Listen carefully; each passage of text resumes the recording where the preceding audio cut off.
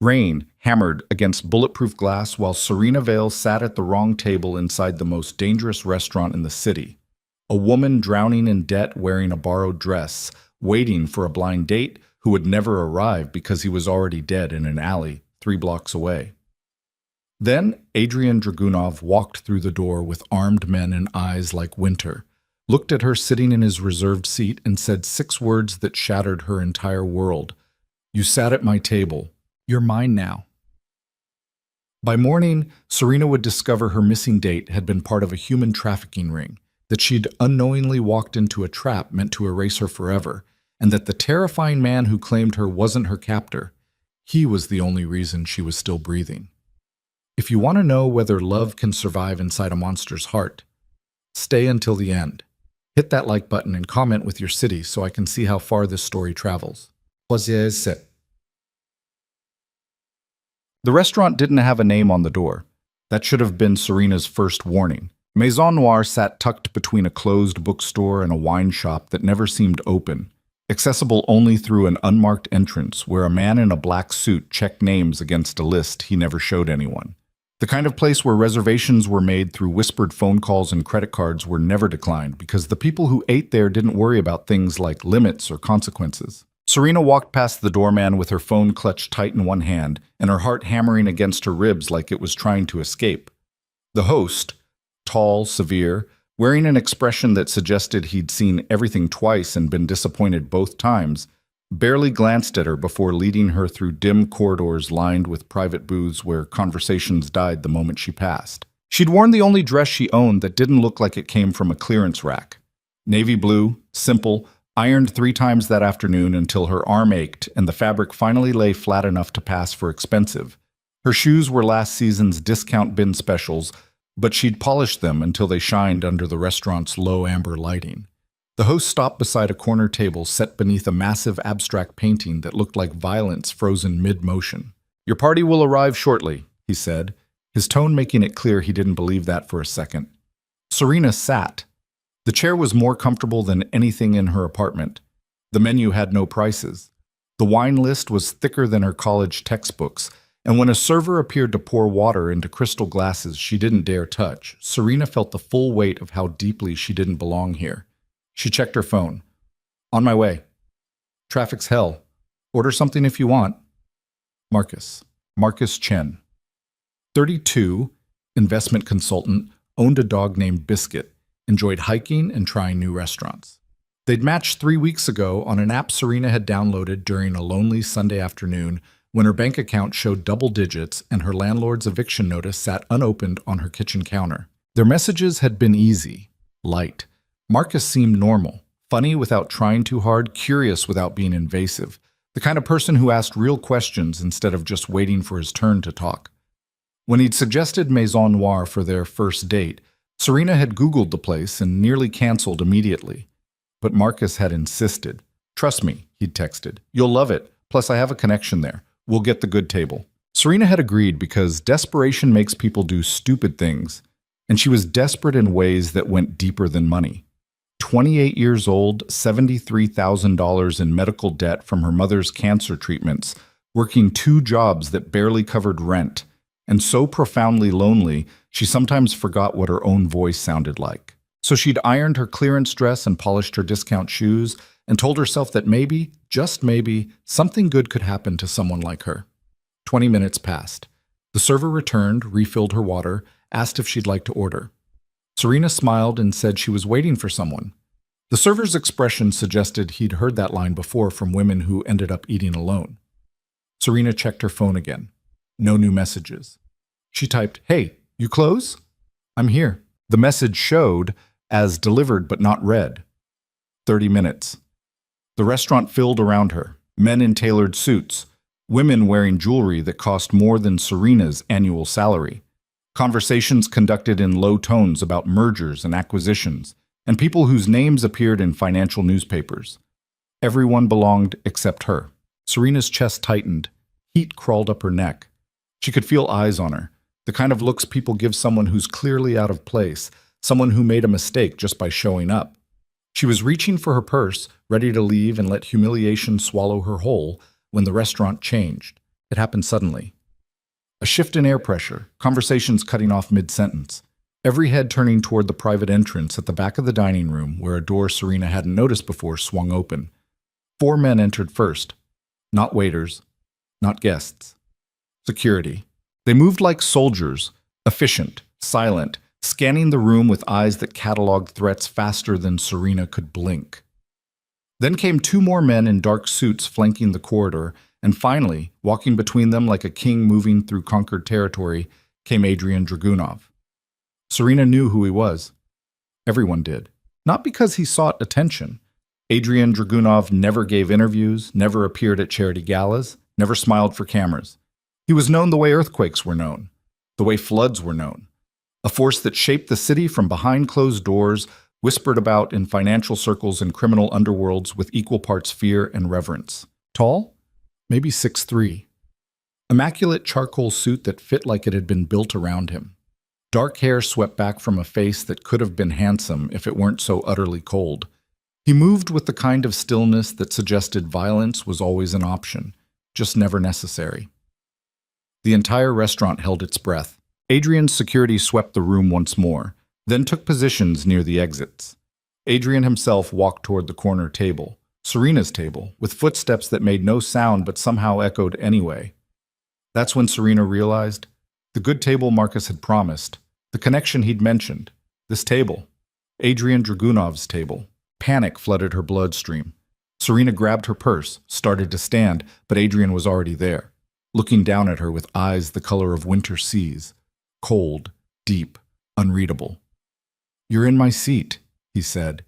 His voice was quiet, controlled. The kind of voice that didn't need to rise because people listened the first time or faced consequences. "I'm sorry," Serena stammered. "I didn't know. My date," he said. "What date?" It wasn't a question. Adrian glanced at the empty chair across from her, then back at Serena with an expression that suggested he'd already solved a puzzle she didn't know existed. "Marcus Chen," Serena said. Her voice sounded thin, small. "We were supposed to meet here.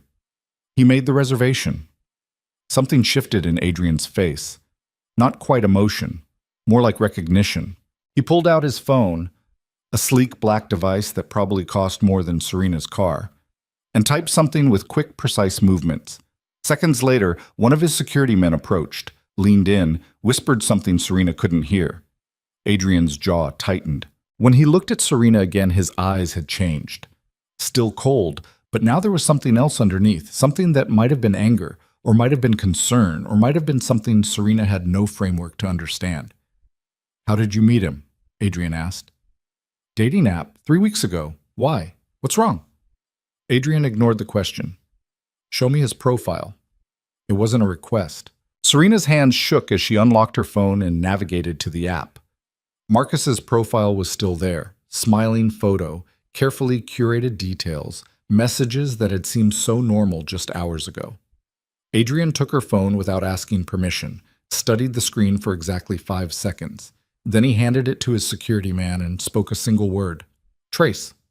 The man disappeared. Adrian pulled out the chair across from Serena and sat down like he owned the entire building, which he probably did. "Your date isn't coming," he said. Serena's throat went dry. "What do you mean?" "Marcus Chen doesn't exist. The profile is fake. The photos are stolen from a travel blogger in Singapore. The phone number routes through a burner purchased yesterday in Queens." The world tilted sideways. "That's not possible," Serena whispered. "We've been talking for weeks. He knew things about me, personal things. Information you volunteered during your conversations.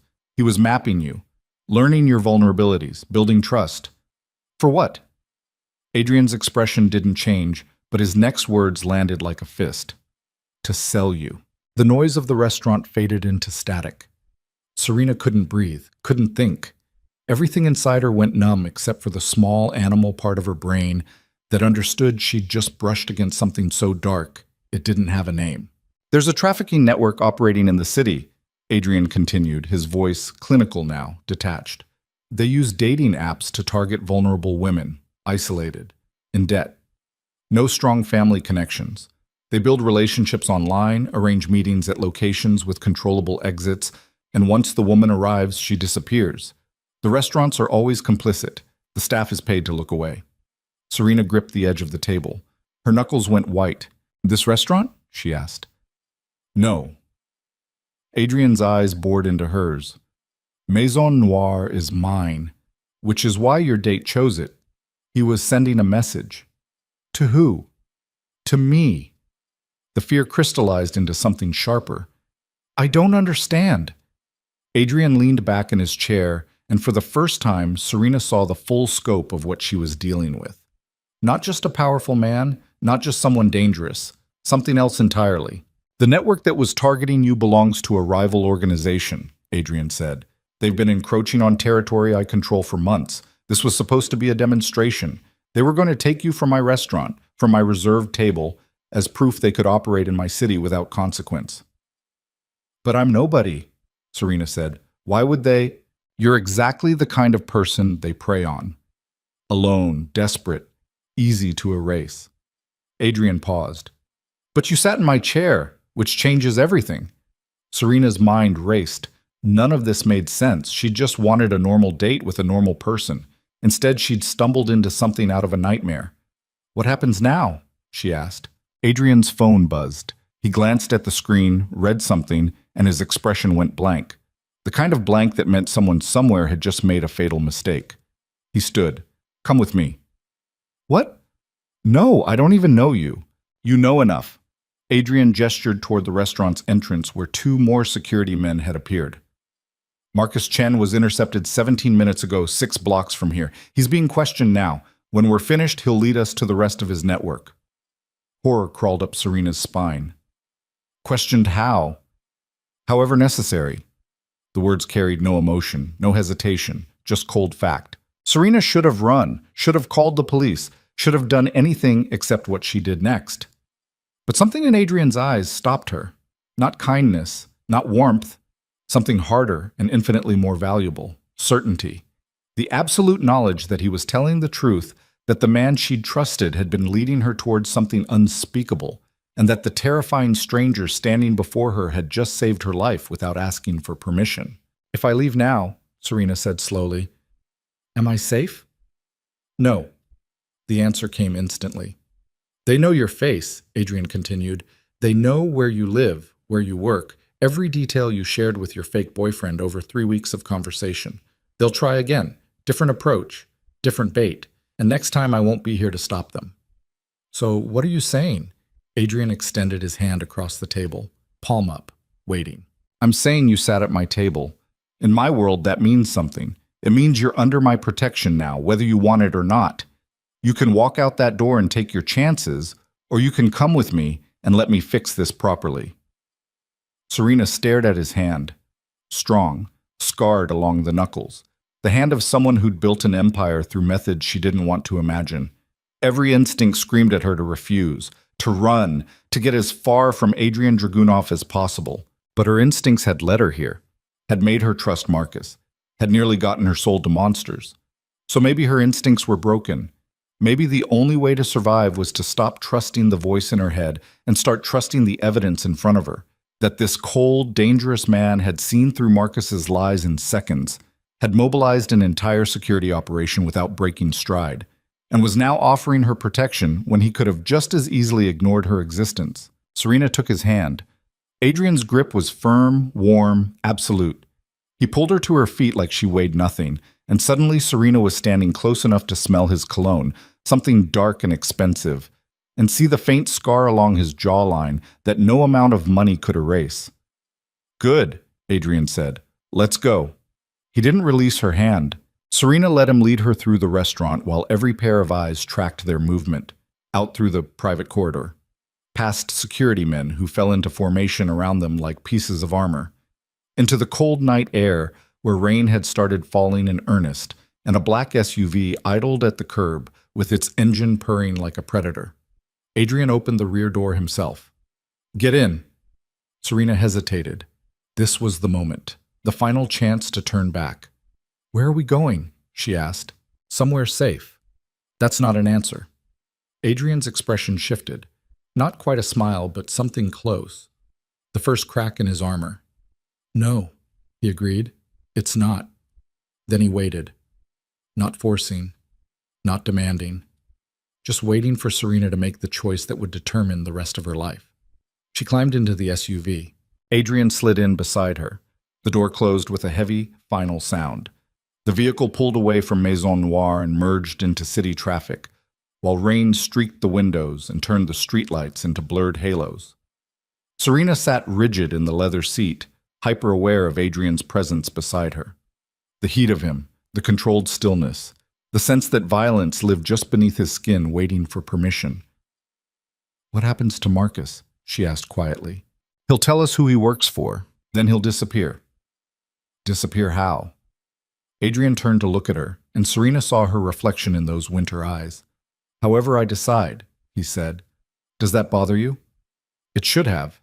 Serena knew it should have terrified her, but sitting there in the dark with rain drumming overhead and her entire world crumbling, all she felt was a strange, horrible sense of relief.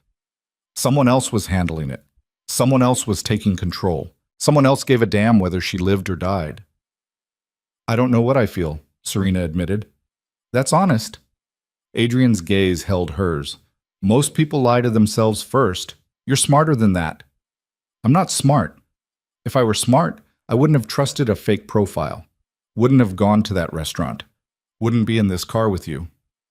"You'd be dead," Adrian said bluntly. "Or worse. So maybe your definition of smart needs updating."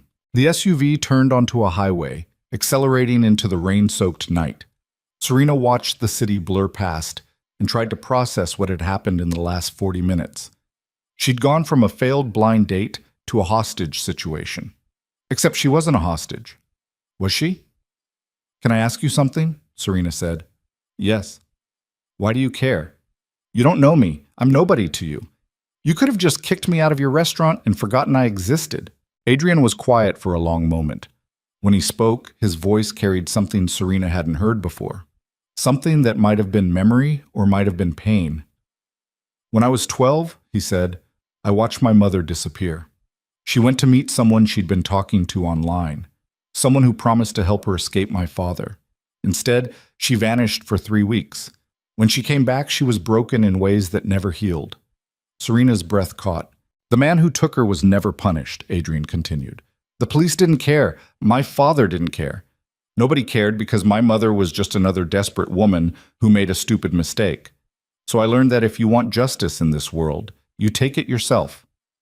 And Marcus will receive exactly the justice he deserves." The certainty in those words made Serena's skin prickle. She didn't ask for details, didn't want them. Instead, she asked, "Where are we going?" "My home. Is that safe?" Adrian's expression shifted into something that might have been amusement if it weren't so cold. "Serena," he said, "I own half this city and control the other half. The only place safer than my home is a location that doesn't exist. You'll stay there until I've dismantled the network that targeted you. After that, you're free to leave whenever you want." Just like that? Just like that. Serena wanted to believe him, wanted to trust that this was rescue and not something wearing rescue's face. But when Adrian's phone buzzed again and he read the message with an expression that went from cold to arctic, Serena realized she didn't have a choice anymore. She'd sat at the wrong table, made the wrong choice, trusted the wrong man. And now the only person standing between her and oblivion was a monster in an expensive suit who looked at her like she was something worth protecting. Not because she mattered, but because she'd accidentally become his responsibility. The SUV pulled off the highway and into a private underground garage, where armed men in tactical gear waited beside concrete pillars. The vehicle stopped in front of a private elevator with no buttons, no floor indicators, just a biometric scanner that activated when Adrian pressed his palm against it. "Let's go," he said. Serena followed him into the elevator. The doors closed. The world fell away. And as they rose toward whatever waited above, Serena realized she was shaking, not from fear, though fear was definitely there, but from something else entirely. The knowledge that her old life was over, that whatever came next would be shaped by this moment, this choice, this terrifying man who'd saved her for reasons she didn't understand. The elevator opened onto a penthouse that looked like it had been carved from marble and glass, and money that forgot how to count. Floor-to-ceiling windows overlooking the city, furniture that cost more than Serena's student loans, art on the walls that belonged in museums. Adrian walked through it like it was nothing. "You'll stay in the guest wing," he said.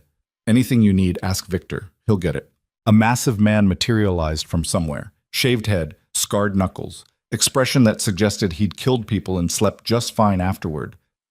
"Victor, this is Serena. She's under my protection. Make sure she has everything." Victor nodded once. "Yes, sir." Then Adrian turned to Serena, and for a moment she saw something flicker across his face, something almost human. "Get some rest," he said. "Tomorrow we'll talk about what happens next."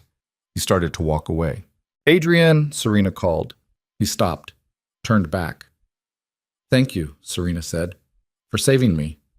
Adrian looked at her with those winter eyes, and when he spoke, his voice carried a weight that made Serena's heart hammer against her ribs. "Don't thank me yet," he said. "You don't know what I've just made you part of." Then he disappeared down a hallway, leaving Serena alone with Victor, and the terrible understanding that she'd just traded one trap for another. Except this trap had windows overlooking the entire city, and the man holding the key looked at her like she was something worth keeping. Victor cleared his throat. "This way, Miss Vale."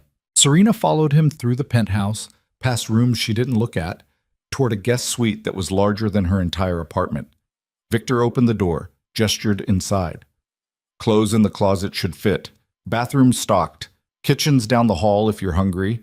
Security's stationed outside. You need anything, press the intercom. "What if I want to leave?" Serena asked. Victor's expression didn't change. "Then you wait until Mr. Dragunov says it's safe. That's how protection works." He closed the door. Serena stood alone in a bedroom that cost more per square foot than most people earned in a year, listening to her heartbeat and trying to understand what had just happened. She'd gone on a blind date, nearly been trafficked, been saved by a crime lord, and was now locked in a gilded cage at the top of the city with no idea if she was a guest or a prisoner or something in between. Serena walked to the window, pressed her hand against the glass, looked down at the city sprawling below like a living thing. Millions of lights, millions of lives, all of them unaware that one woman's entire existence had just been rewritten in the space of a single night. Her phone buzzed. Serena looked down at the screen. A new message. "Unknown number. Sleep well, Serena. Tomorrow you'll understand what it means to be mine." The phone slipped from her hand, hit the floor with a crack that spiderwebbed the screen, and standing there in the dark with rain hammering against bulletproof windows and a stranger's message burning behind her eyes, Serena finally understood. She wasn't safe. She was claimed. Serena didn't sleep. She lay on top of the covers in the guest suite, fully clothed, staring at the ceiling while her mind replayed the night in fragments. Marcus's fake smile, Adrian's cold eyes, the message still burning on her cracked phone screen. Every time she closed her eyes, she saw different versions of what could have happened if Adrian hadn't been there. Marcus leading her out through a back exit, a van with blacked-out windows, zip ties cutting into her wrists while strange hands shoved her into darkness. She opened her eyes. The ceiling was coffered, painted in shades of cream and gold that probably had Italian names, the kind of detail that cost more than Serena earned in 6 months. Everything in this room screamed wealth so obscene it forgot to be tasteful. And somewhere in this penthouse fortress, Adrian Dragunov was awake too. Serena could feel it somehow, the way you feel a storm gathering even when the sky looks clear. Around 4 in the morning, she gave up on sleep entirely, climbed out of bed and walked to the closet Victor had mentioned. Inside hung clothes with designer labels still attached. Dresses, blouses, pants, all in her exact size. Serena touched a silk shirt and jerked her hand back like it had burned her. He'd known. Before bringing her here, Adrian had known her measurements, her style, everything, which meant he'd been watching longer than just tonight. The thought should have terrified her. Instead, it made something dark and complicated twist in her chest. Serena changed into running pants and a plain black shirt from the closet, then crept out of the guest suite into the hallway. The penthouse was silent except for the ambient hum of expensive climate control. Dim floor lighting guided her path toward what looked like a kitchen. She found it through an archway. All marble countertops and commercial-grade appliances that gleamed like surgical instruments. Serena opened the refrigerator, found it stocked with fresh food, organized by type and date, and grabbed a bottle of water she couldn't bring herself to drink. Can't sleep? Serena spun around so fast she nearly dropped the bottle. Adrian stood in the kitchen entrance wearing dark pants and a white dress shirt with the sleeves rolled to his elbows. No jacket, no tie. Hair slightly disheveled like he'd been running his hands through it. He looked dangerously human. "You scared me," Serena said. "I know. You stopped breathing." He crossed to the kitchen island and leaned against it, studying her with those winter eyes that missed nothing. In the low light, Serena could see faint shadows under them. The man didn't sleep either. "How long have you been watching me?" Serena asked. Adrian tilted his head slightly. "Since you walked into Maison Noire." "Before that." It wasn't a question. Adrian's expression didn't change. 2 weeks, since your dating app profile was flagged by our monitoring systems as a potential target. The water bottle crumpled in Serena's grip. "You've been spying on me for 2 weeks?" "Protecting you. Without asking, without telling me. Would you have believed me?" Adrian's voice stayed level, controlled. "If I'd approached you 2 weeks ago and said a stranger online was planning to traffic you, would you have listened, or would you have thought I was insane?" Serena wanted to argue, couldn't. "The clothes," she said instead. "The ones in the closet. You had them ready." "Yes. You knew I'd end up here. I considered it likely." Rage flared hot in Serena's chest. "You manipulated this entire situation. You let me walk into that restaurant knowing what would happen." "I let you walk into the safest place in the city," Adrian interrupted, his tone sharpening, "where my security could intervene the moment Marcus made his move.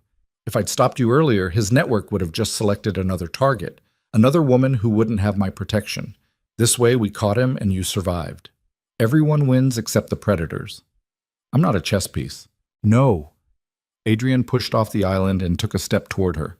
"You're a woman who almost disappeared forever because she was lonely and desperate and wanted to believe someone decent existed in this world. I didn't create that vulnerability, Serena. I just recognized it before someone worse did." The words landed like fists, true and brutal and impossible to deflect. Serena's hands shook. "I want to go home." "Your apartment was cleared out 3 hours ago." The kitchen tilted sideways. "What?"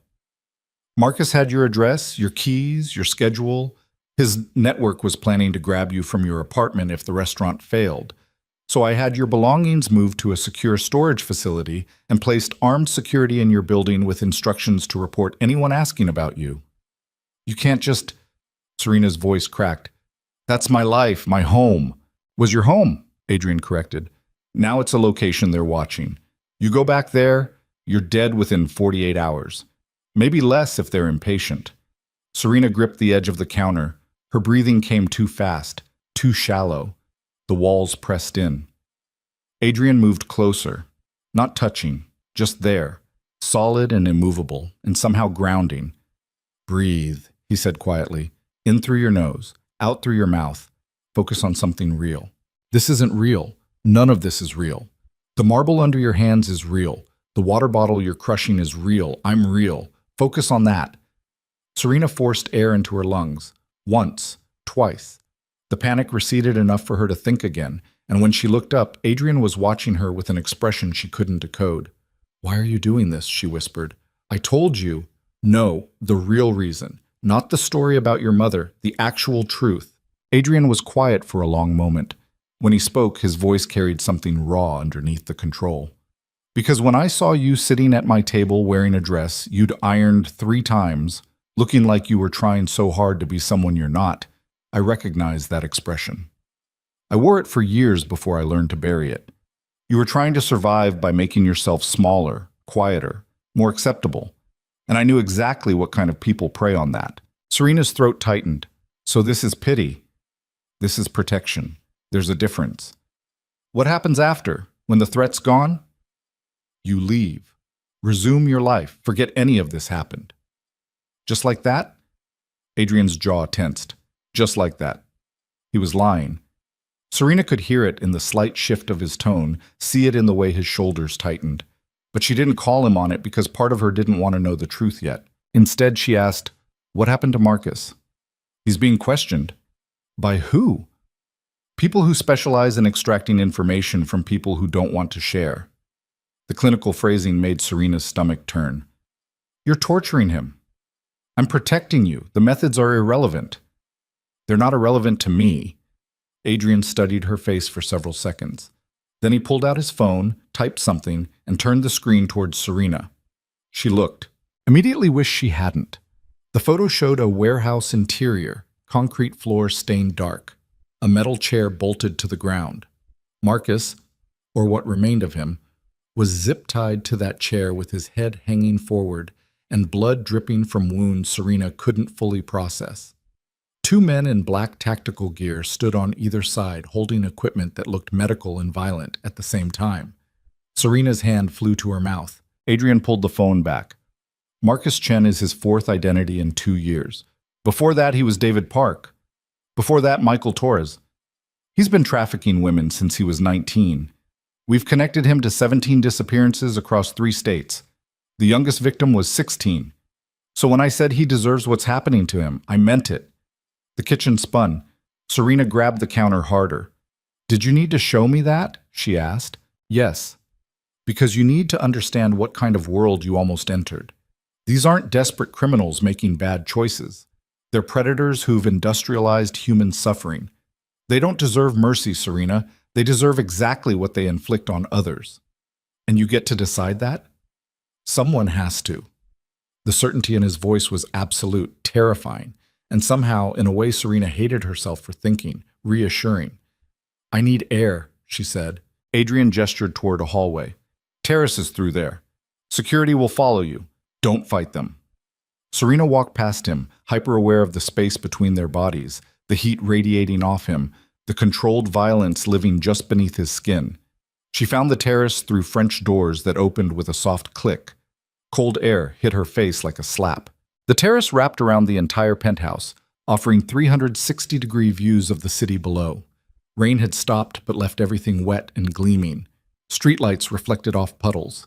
Distant sirens wailed like the city crying out in its sleep. Serena gripped the railing and breathed. Behind her, she heard the doors open again. Adrian's footsteps.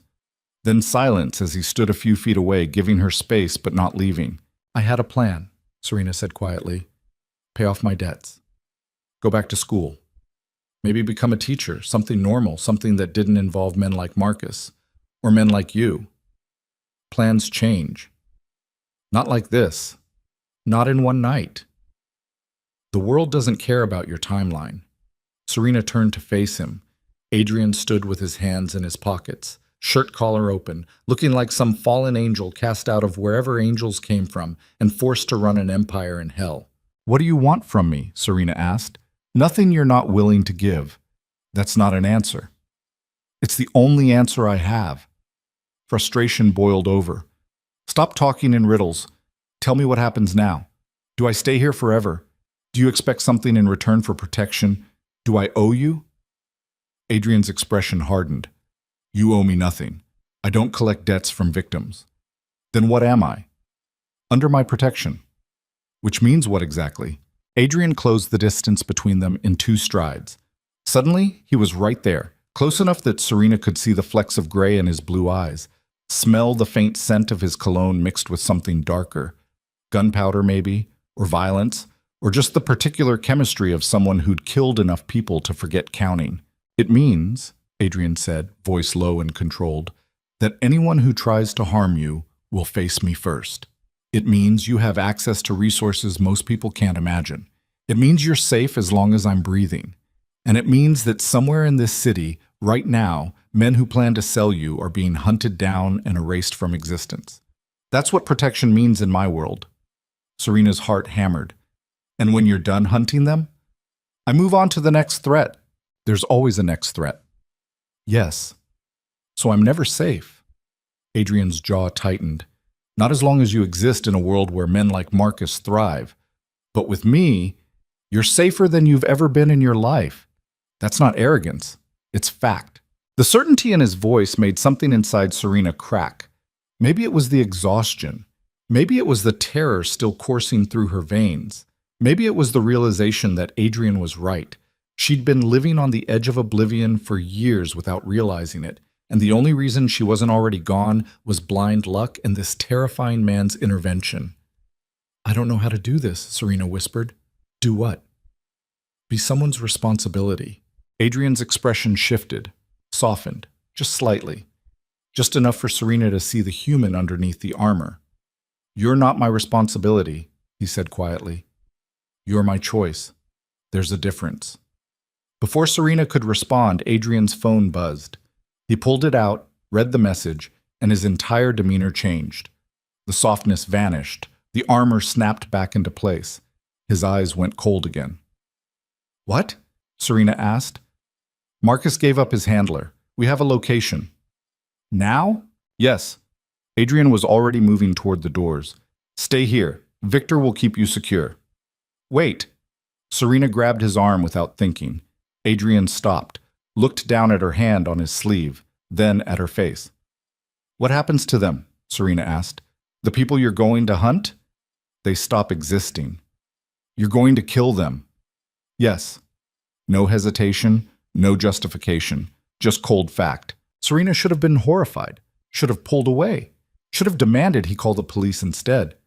But standing there in the pre-dawn darkness, with Adrian's warmth under her palm and his eyes promising violence, all Serena felt was a sick, twisted sense of justice. "Be careful," she heard herself say. Adrian's expression flickered. Surprise, maybe, or recognition. "I'm always careful," he said. Then he gently removed her hand from his arm and disappeared into the penthouse. Serena stood alone on the terrace, listening to the city wake up, while somewhere below, Adrian Dragunov prepared to commit murder on her behalf. And the worst part, the part that made her stomach clench and her hands shake and her breath come short, was that she didn't want to stop him. Tickets. 3 hours later, Serena was drowning in coffee and pacing the guest suite when Victor knocked. "Mr. Dragunov wants to see you." Serena's heart kicked against her ribs. "Is he back?" "Yes." "Is he—" She stopped.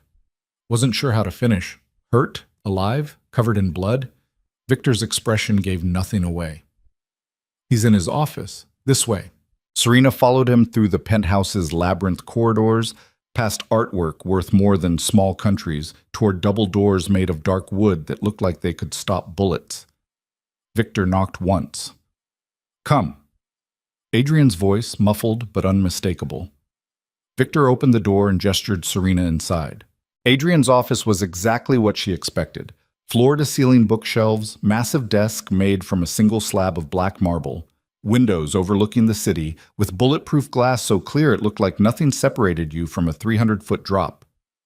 Adrian sat behind the desk, wearing the same clothes from earlier, except now the white shirt had dark stains near the cuffs. His hands were clean, but the knuckles were red, abraded. He'd washed blood off before seeing her. "Sit," Adrian said. Serena sat in one of the leather chairs across from him. The office smelled like expensive paper and something metallic underneath. Adrian studied her for a moment. "How are you holding up?" "I don't know. You tell me." "You're not crying, not shaking, breathing normally. Either you're in shock or you're tougher than you think." "Maybe both." Adrian nodded. "The network that targeted you is being dismantled as we speak. Marcus's handler led us to a warehouse operation in Queens. 12 women were being held there. We extracted them and turned the location into an example." "Example for who?" "Anyone else considering operating in my territory." Serena's hands gripped the armrests. "What happened to the women?" "Medical treatment, new identities, placement in secure facilities where they can rebuild, anonymous deposits in accounts under their new names. They'll never see their captors again because their captors are dead." The casual way he said it made Serena's skin prickle. "How many people did you kill tonight?" she asked. Adrian leaned back in his chair. "Do you actually want to know?" "Yes." 8. 3 at the warehouse. 5 at a secondary location Marcus's handler revealed under questioning. The 9th, Marcus himself, will die before noon once he's given us everything he knows. Serena swallowed hard. "Just like that? Just like that? And you feel nothing?" Adrian's expression darkened. "I feel satisfaction. These men built an empire trafficking vulnerable women." They destroyed lives for profit. They deserved worse than quick deaths, but I don't have time for prolonged justice. So yes, I feel something. I feel glad they're gone. The honesty was brutal, unfiltered. Most people would have dressed it up, made it sound noble. Adrian didn't bother. What about the police? Serena asked. We'll find 12 missing women returned safely and a warehouse full of evidence pointing toward a criminal network that conveniently killed each other in a territorial dispute. The story writes itself. You control the police too? I control enough of them. Serena's head spun. She was sitting across from a man who just orchestrated mass murder, evidence tampering, and witness manipulation before breakfast. And he was talking about it like someone discussing quarterly earnings. Why are you telling me this? Serena asked. Because you asked. And because you need to understand what protection looks like in the real world. It's not restraining orders or police reports or hope. It's elimination of threats before they materialize. Permanent solutions to permanent problems. That's not justice. No, it's survival. Justice is a luxury for people who aren't being hunted. Adrian stood and walked to the windows. From behind, Serena could see the tension in his shoulders. The controlled stillness that suggested violence was still simmering under his skin. The threat's gone, he said without turning. You're safe now.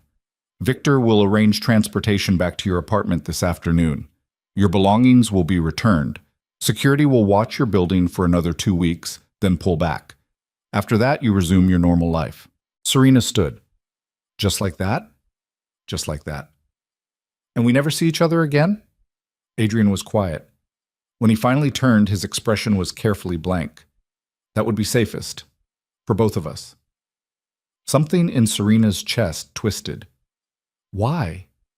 Because women who stay in my life end up destroyed. It's a pattern I've learned not to ignore. Your mother, died when I was 15, Adrian interrupted. 3 years after she was trafficked. The trauma broke something inside her that never healed. She drank herself to death while my father watched and did nothing. So I learned early that proximity to me is dangerous. I've built an empire, Serena, but I've never built a relationship that didn't collapse under the weight of what I am. The raw honesty in his voice made Serena's throat tight. What if I don't want to leave? She heard herself ask. Adrian's eyes snapped to hers. You don't know what you're saying. I'm saying I've spent 28 years being invisible, being forgettable, being someone men like Marcus target because I seem weak. And then you looked at me like I mattered, like I was worth protecting. Do you have any idea how that feels? Serena, no one has ever fought for me. Her voice shook. My mother died asking me to be strong. My father left before I could remember him. Every relationship I've tried ended with me being too much or not enough. And then you... She stopped, breathed. You killed 8 people tonight, for me, because I sat at your table. And I know that's insane. I know I should be terrified, but all I feel is, don't, Adrian said sharply. Don't what? Don't confuse protection with affection. Don't mistake violence for devotion. I'm not a good man, Serena. I'm a monster who occasionally does decent things when it serves my interests. Anything beyond that is fantasy. Is it fantasy that you knew my clothing size before meeting me? That you had a guest suite prepared? That you've been watching me for 2 weeks? Adrian's jaw clenched. That's surveillance, not romance. Then why are your hands shaking? Adrian looked down. His hands, usually perfectly controlled, were trembling slightly. He curled them into fists. Because I'm exhausted, he said. I've been awake for 36 hours executing operations across 3 states. Don't read meaning into physiology. Serena crossed the space between them. Adrian didn't move, didn't step back, just watched her approach with eyes that looked hunted. Tell me I'm wrong, Serena said quietly. Tell me you feel nothing. Tell me this is just business. Tell me to leave and mean it. Adrian's breathing changed, shallow, controlled, like he was restraining something bigger than himself. You should leave, he said. That's not what I asked. Serena, tell me you don't feel it too. The space between them crackled with something electric and dangerous. Adrian's control was fracturing. Serena could see it in the tension along his jaw, the pulse hammering in his throat, the way his hands uncurled and curled again like he didn't know what to do with them. This is a mistake, Adrian said, his voice rough. Then make it. Something broke. Adrian moved so fast Serena barely processed it. One moment they were standing apart. The next his hands were cupping her face, and his mouth was on hers, and everything inside Serena ignited. The kiss was nothing like she expected. Not gentle, not controlled, raw and desperate, and tasting like violence and coffee, and something darker underneath. Adrian kissed her like a drowning man finally breaking surface, like he'd been holding back for weeks and couldn't anymore, like she was oxygen and he'd been suffocating. Serena kissed him back just as hard, her hands fisted in his shirt, his fingers tangled in her hair. The world narrowed to just this: heat and pressure, and the taste of him overwhelming everything else. Then Adrian jerked back. He released her like she'd burned him and stepped away so fast he nearly hit the desk. "No," he said, breathing hard. "No, this doesn't happen." Serena's lips still tingled. "It already did. It was a mistake." "Then why are you looking at me like that?" Adrian dragged a hand through his hair. "Because I'm trying very hard not to make it worse." "Worse how?" "Worse like keeping you here. Worse like telling Victor to lock down the penthouse. Worse like doing exactly what I've spent 15 years teaching myself not to do with people I—" He stopped, swallowed. "With people who don't belong in my world. What if I want to belong?" "You don't know what you're asking for." "Then show me." Adrian laughed. It sounded broken. "You want me to show you? Fine, come here." He pulled out his phone, typed something, and turned the screen toward her. Serena looked. Security footage. A residential street. A woman walking toward a brownstone with groceries. Then a black van pulling up. Doors opening. Men with masks dragging the woman inside while she screamed. "Natalia Volkov," Adrian said flatly. "She was my girlfriend for 6 months 3 years ago. I thought I could keep her safe, thought my reputation was enough. It wasn't. My enemies took her to prove they could. They returned her 2 weeks later, missing 3 fingers and barely able to speak. She's in a psychiatric facility in Switzerland now. Hasn't said a coherent word since." Horror flooded Serena's veins. "Before her was Elena Chen," Adrian continued, scrolling to another photo. "Lasted 4 months before a bomb meant for me killed her instead. Before that was Sofia Petrov. Car accident that wasn't an accident. The pattern is clear, Serena. People I care about become targets. They get hurt or killed or destroyed. I've learned to accept that I don't get to keep anyone." He put the phone away. "So when you asked me to show you what belonging looks like," Adrian said, his voice cold again, armored again, "that's what I'm showing you. Pain, loss, trauma. A future where you wake up every day wondering if today's the day my enemies decide you're the easiest way to hurt me. That's the reality. Not romance, not protection, just endless danger disguised as devotion." Serena felt tears building but refused to let them fall. "And you've decided that for me? Without asking what I want? What you want doesn't matter when you don't understand the cost." "I understand perfectly. You're scared." Adrian's expression turned dangerous. "Excuse me?" "You're terrified. Not of your enemies, of caring about someone and losing them. So you push people away first and call it protection when really it's just cowardice dressed up as nobility." The words hung in the air like smoke. Adrian's hands clenched into fists. "Get out." "No." "Serena, leave. Now. Make me." The challenge hung between them.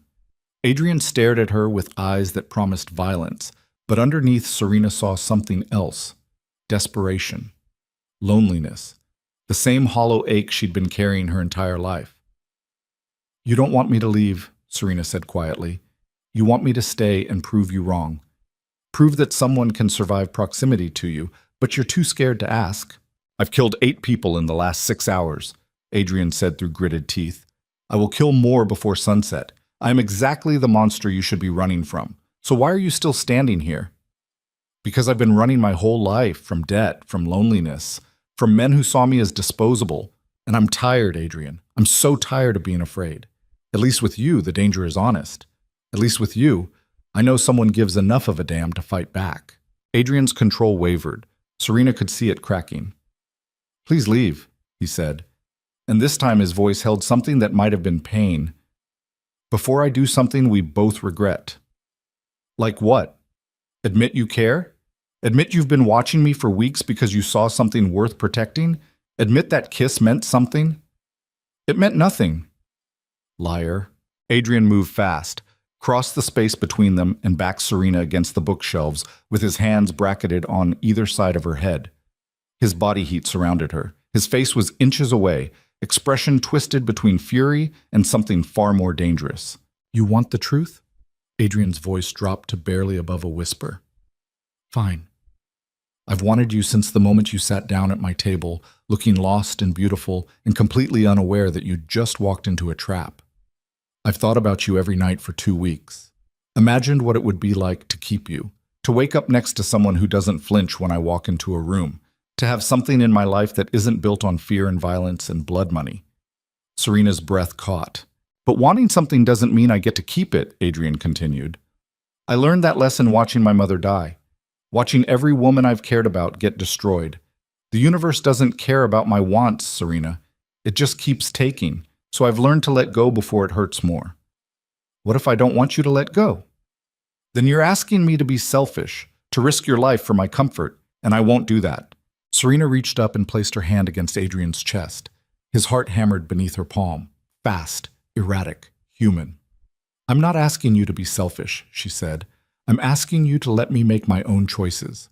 And I choose this. I choose you, knowing everything, knowing the danger, knowing what happened to the others. I still choose you. Adrian's eyes closed. You're going to regret it. Maybe. But it'll be my regret, not yours. For a long moment, neither of them moved. Serena could feel the war happening inside Adrian. Control fighting desire, logic battling emotion, the monster wrestling with the man. Then his eyes opened. If you stay, Adrian said slowly, there are rules, non-negotiable. Tell me, you go nowhere without security. You don't leave this building without my permission. You cut contact with anyone from your old life who might be vulnerable. You learn to shoot, to fight, to survive. And most importantly, his hand came up to cup her jaw. You tell me the moment you want out. No questions, no arguments. One word, and Victor will have you on a plane to anywhere you want to go with enough money to disappear forever. Serena's heart pounded. That's not rules. That's a cage. It's the only way I can live with this decision. And if I refuse, then I put you in a car right now, and you never see me again. The ultimatum settled between them. Serena understood what Adrian was offering. Not freedom, not romance, a transaction, protection in exchange for surrender. Every rational part of her brain screamed to refuse, to walk out, to save herself before it was too late. But Serena was tired of listening to the rational parts. Okay, she whispered. Adrian's expression shifted. Surprise, then something darker. Possession. Say it clearly. I'll stay, under your rules, in your world, as long as you promise to be honest with me. No more surveillance without telling me. No more decisions made for my own good. If I'm choosing this, I get full transparency. Adrian studied her face. Deal. Then he kissed her again. This time wasn't desperate. This time was claiming. His mouth moved over hers with absolute certainty, one hand tangling in her hair while the other gripped her waist hard enough to leave marks. Serena melted into it, into him, tasting danger and desire, and the terrible understanding that she'd just signed away her freedom to a man who collected broken things and kept them in gilded cages. When Adrian finally pulled back, his eyes were dark with want. Victor will move your things to the master's suite, he said. The master? If you're staying with me, not hidden away in the guest wing like something I'm ashamed of. Serena's pulse hammered. Adrian, those are my terms. Take them or leave. She should leave, should recognize the obsession blooming in his eyes for what it was. Instead, Serena heard herself say, I'll take them. Adrian's smile was sharp, dangerous, victorious. Good. Now get some rest. Tonight, we're attending a business dinner where I'm introducing you to the people who run this city. I want them to know exactly who you are. And who am I? Adrian pulled her close, mouth brushing her ear. Mine. The word sent shivers down Serena's spine. She'd traded one trap for another. Marcus's van for Adrian's penthouse. Anonymous oblivion for public ownership.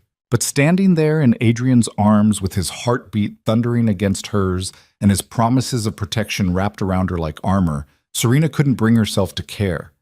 For the first time in her life, someone saw her as worth keeping, even if keeping her meant locking her in a cage made of marble and bulletproof glass and a monster's obsessive devotion. Victor appeared in the doorway. "Sir, we have a problem." Adrian's expression went cold instantly. All the warmth vanished.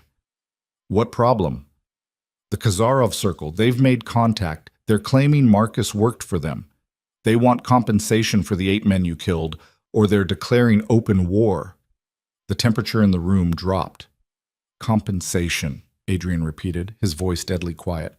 100 million, or your territory in the financial district." Adrian released Serena and turned to face Victor fully. When he spoke, each word was carved from ice. "Tell the Kazarov circle they can have their compensation.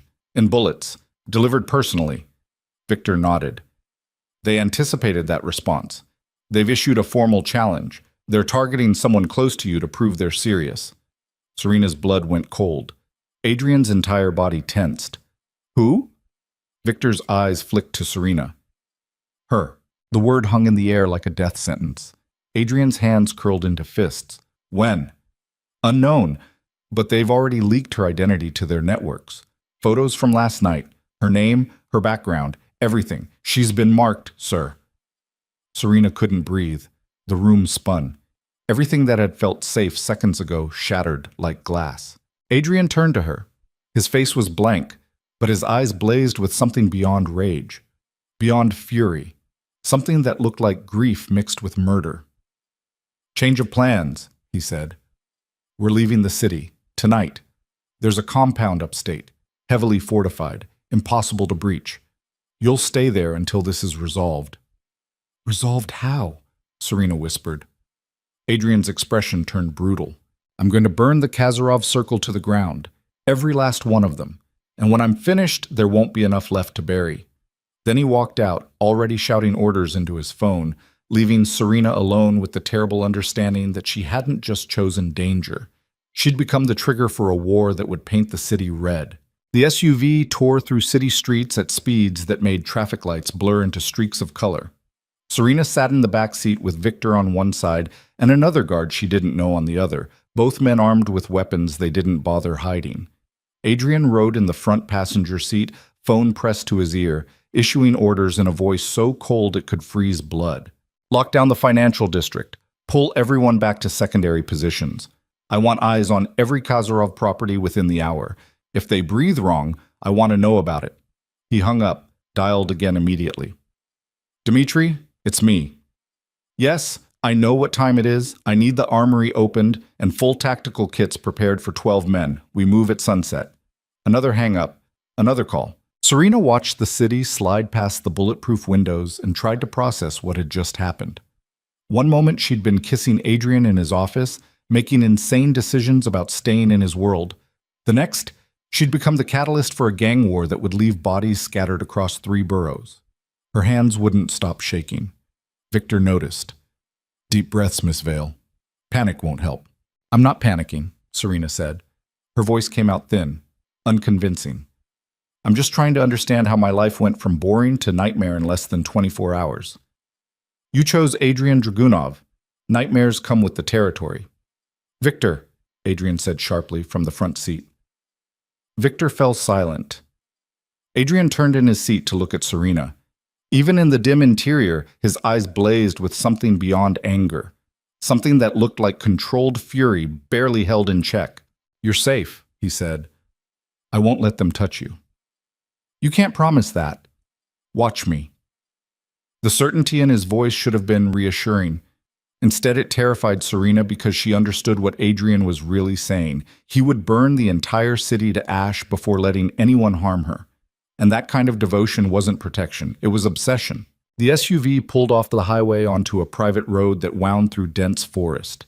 No streetlights, no other cars, just darkness and trees pressing in from all sides. After 20 minutes of silence, broken only by Adrian's continued phone calls, they emerged into a clearing dominated by a massive structure that looked like someone had crossed a luxury resort with a military bunker. The compound sprawled across several acres.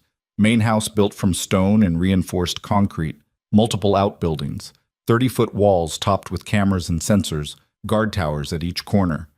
Floodlights illuminated the perimeter, turning night into artificial day. "Welcome to the safe house," Victor said as the SUV passed through heavy gates that closed behind them with the finality of a prison door slamming shut. They parked in an underground garage where armed men immediately surrounded the vehicle. Adrian climbed out first, then reached back to help Serena. His hand was warm, steady, completely at odds with the chaos swirling around them. "This way," he said. Serena followed him through corridors that looked more like a military installation than a home. Concrete walls, steel doors, security checkpoints every 50 feet. They passed rooms filled with weapons, communications equipment, enough ammunition to supply a small army. "How long have you had this place?" Serena asked. 8 years, built it after Elena died. Somewhere I could retreat when things got complicated. Complicated like now? Worse than now. The Kazarov Circle are aggressive, but predictable. There have been threats that made this look like a negotiation. Adrian stopped in front of a door that required both fingerprint and retinal scan. It opened onto a suite that somehow managed to feel both luxurious and fortified. King bed with high thread count sheets, windows made of glass thick enough to stop rockets, art on the walls that probably cost more than the entire security system. "This is your room," Adrian said. "Where's yours?" "Across the hall, security protocols. If the compound is breached, you'll have an independent safe room with its own exit." Serena looked at the bed, the expensive furniture, the carefully curated comfort designed to make captivity feel like choice. "How many women have stayed here?" she asked quietly. Adrian's expression shifted. "None. You're the first." "Natalia?" "Was never brought here. Neither was Elena or Sophia. This place was always meant to be separate, untouchable, a location my enemies couldn't connect to anyone I cared about." He paused. "Until now." The weight of that confession settled between them. "So by bringing me here," Serena said, "you've just confirmed I matter. You've painted a target on this entire compound." "Yes." No apology, no justification, just brutal honesty. Serena sat on the edge of the bed. Her legs suddenly couldn't support her weight anymore. Everything that had happened in the last day crashed over her like a wave. Marcus's betrayal, Adrian's rescue, the kiss that had sealed her fate, and now this fortress in the woods where she'd wait while Adrian went to war on her behalf. "I didn't ask for this," she whispered. Adrian crossed the room and knelt in front of her, bringing his eyes level with hers. "I know, but you're here anyway, and I need you to understand something." "What?" "The Kazarov Circle won't stop. This isn't about money or territory anymore. This is about pride.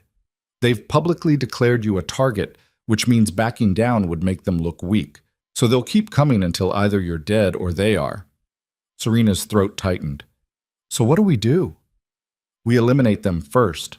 The clinical way he said it made Serena's stomach turn. "All of them?" "Every single one, the leadership, the soldiers, the infrastructure. I'm going to dismantle their entire organization and salt the earth so nothing grows back." "That's mass murder. That's survival." Adrian's hands came up to cup Serena's face. His touch was gentle despite the violence in his words. "I need you to stay here," he said. "Stay inside these walls. Trust my security. Don't try to leave or contact anyone from your old life. Can you do that?" Serena wanted to say no, wanted to demand alternatives, wanted to run. Instead, she nodded. "Good." Adrian stood. "I'll be back before morning. Victor has orders to keep you safe. If anything happens, anything at all, he'll evacuate you to a secondary location and contact me immediately." "What if something happens to you?" The question hung in the air. Adrian's expression softened, just for a moment, just enough for Serena to see the human underneath the armor. "Then Victor will make sure you disappear. New identity, new country, enough money to live comfortably for the rest of your life. You'll be free." "I don't want to be free. I want you to come back." Something in Adrian's eyes cracked. He leaned down and kissed her. Not desperate like before, but with a tenderness that felt like goodbye. When he pulled back, his voice was rough. "I'll come back. I promise." Then he was gone, the door closing behind him with a soft click that sounded like the world ending. Serena sat alone in the fortified suite and tried not to think about all the promises that had been broken in her life. Hours passed in silence. Serena paced the room, tried to sleep, gave up and stared out the reinforced windows at the floodlit perimeter. Armed men patrolled in pairs, their movements precise and coordinated. Cameras tracked every shadow. The compound hummed with the constant low frequency of generators and security systems. Around midnight, Victor knocked. "Come in," Serena called. The massive man entered carrying a tray with food Serena had no appetite for and a tablet computer. "Thought you might want updates," Victor said, setting both on the desk. "The tablet has a secure feed showing Adrian's current operation. Just surveillance footage, no audio, but you can see he's alive." Serena's heart kicked. "You're letting me watch?" "Mr. Dragunov's orders. He said you deserved to know what was happening." Victor left without waiting for thanks. Serena grabbed the tablet with shaking hands and opened the feed. Multiple camera angles showed what looked like a warehouse district. Adrian and his men moved through the space in tactical formation. All black gear, assault rifles, faces covered. They moved like soldiers, clearing rooms with brutal efficiency. Then the shooting started.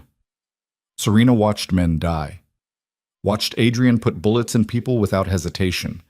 Watched blood spray across concrete and bodies drop and chaos unfold in grainy night vision green. She should have looked away. Couldn't. This was the truth of Adrian's world, not the expensive suits or the marble penthouse or the careful control. This, violence executed with surgical precision, death delivered without mercy. And he was doing it for her.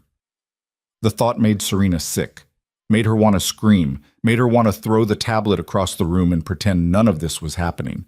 But she kept watching. Because if Adrian was willing to become a monster on her behalf, the least she could do was witness it. The operation lasted 90 minutes. When it was over, Adrian's team extracted and the feed went dark. Serena sat in silence with her hands trembling and her mind replaying the violence on an endless loop. A text appeared on the tablet. Phase 1 complete. 13 eliminated. Moving to secondary location. A Serena typed back with numb fingers. "Are you hurt?" The response came immediately. "No, stay inside. I'll be home soon." Home.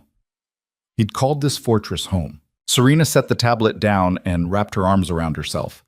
The room felt too big, too empty, too much like a cage pretending to be comfort. She must have dozed off at some point because the next thing Serena knew, Victor was shaking her awake. "Miss Vale, we have a situation." Serena jolted upright. "What? Is Adrian?" "Mr. Dragunov is fine, but we've detected movement outside the compound. Multiple vehicles approaching from the access road." Fear shot through Serena's veins. The Kazarov circle? Unknown. Could be friendlies, could be hostiles.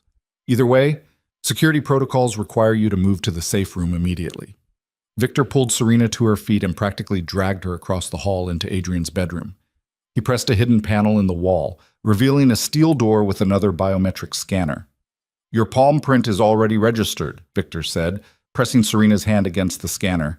The door opened onto a small room lined with weapons, emergency supplies, and a communication system that looked military-grade. A second door at the back presumably led to the escape tunnel Adrian had mentioned. "Stay here," Victor ordered. "Lock the door behind me.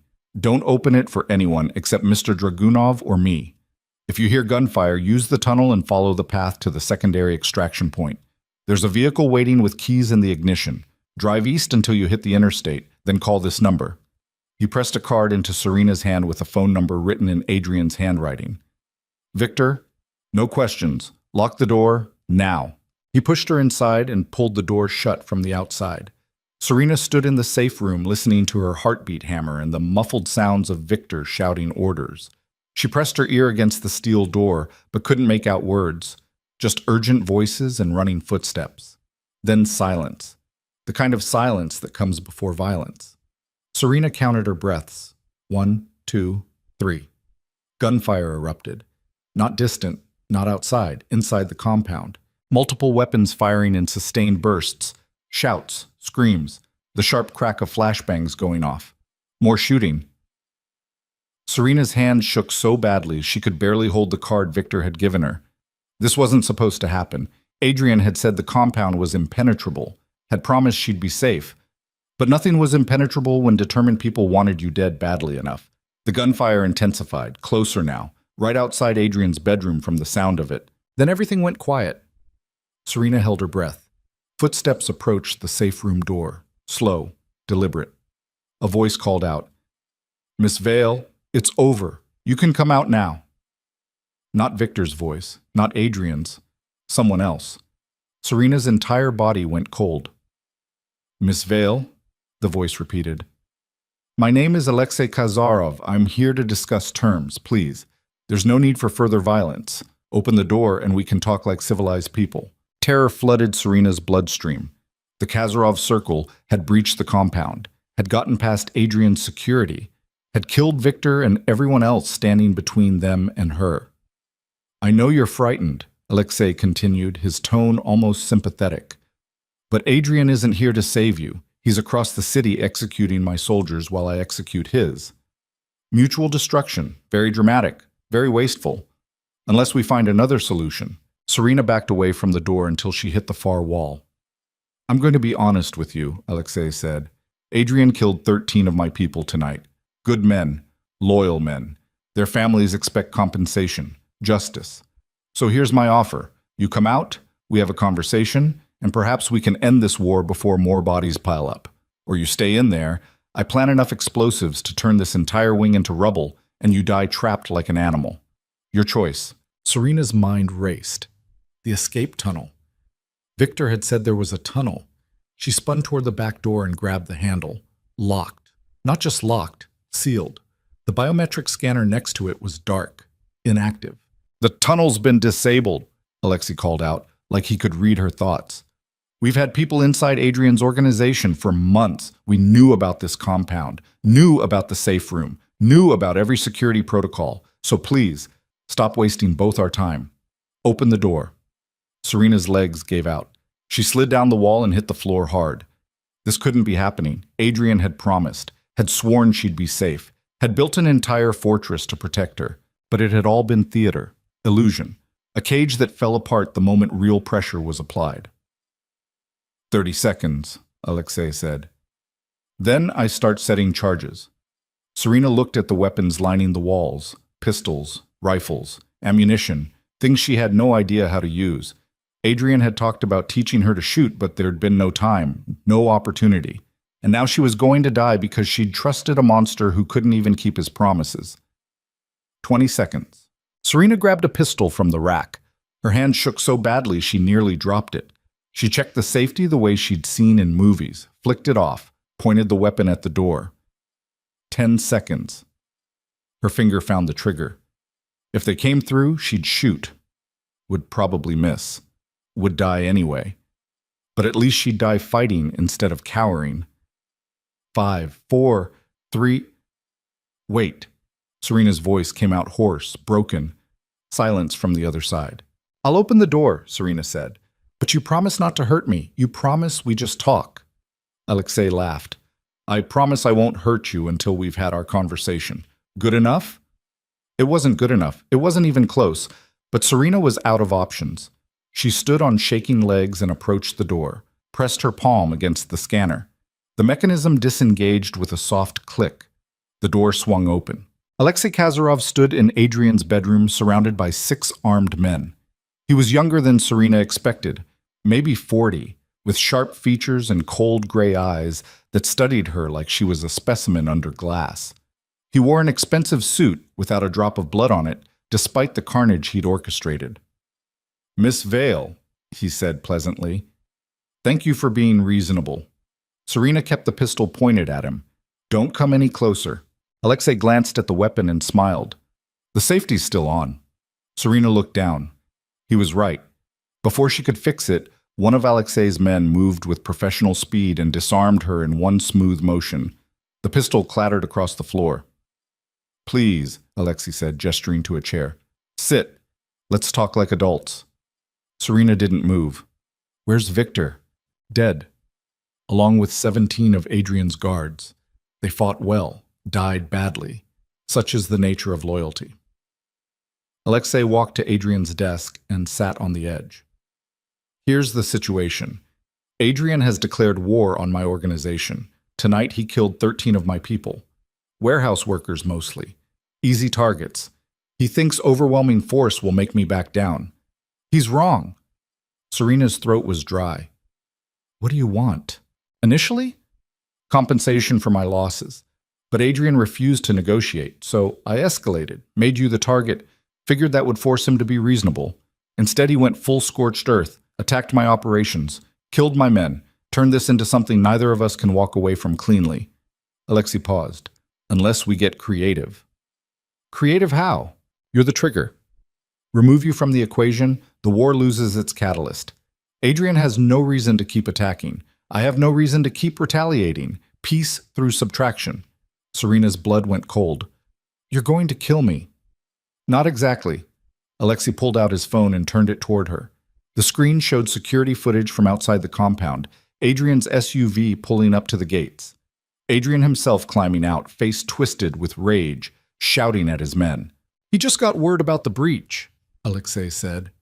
He's racing back here right now. Should arrive in approximately 8 minutes. So here's what's going to happen. You're going to call him. Tell him you're safe. Tell him to stand down and meet with me tomorrow to negotiate terms. If he agrees, you live.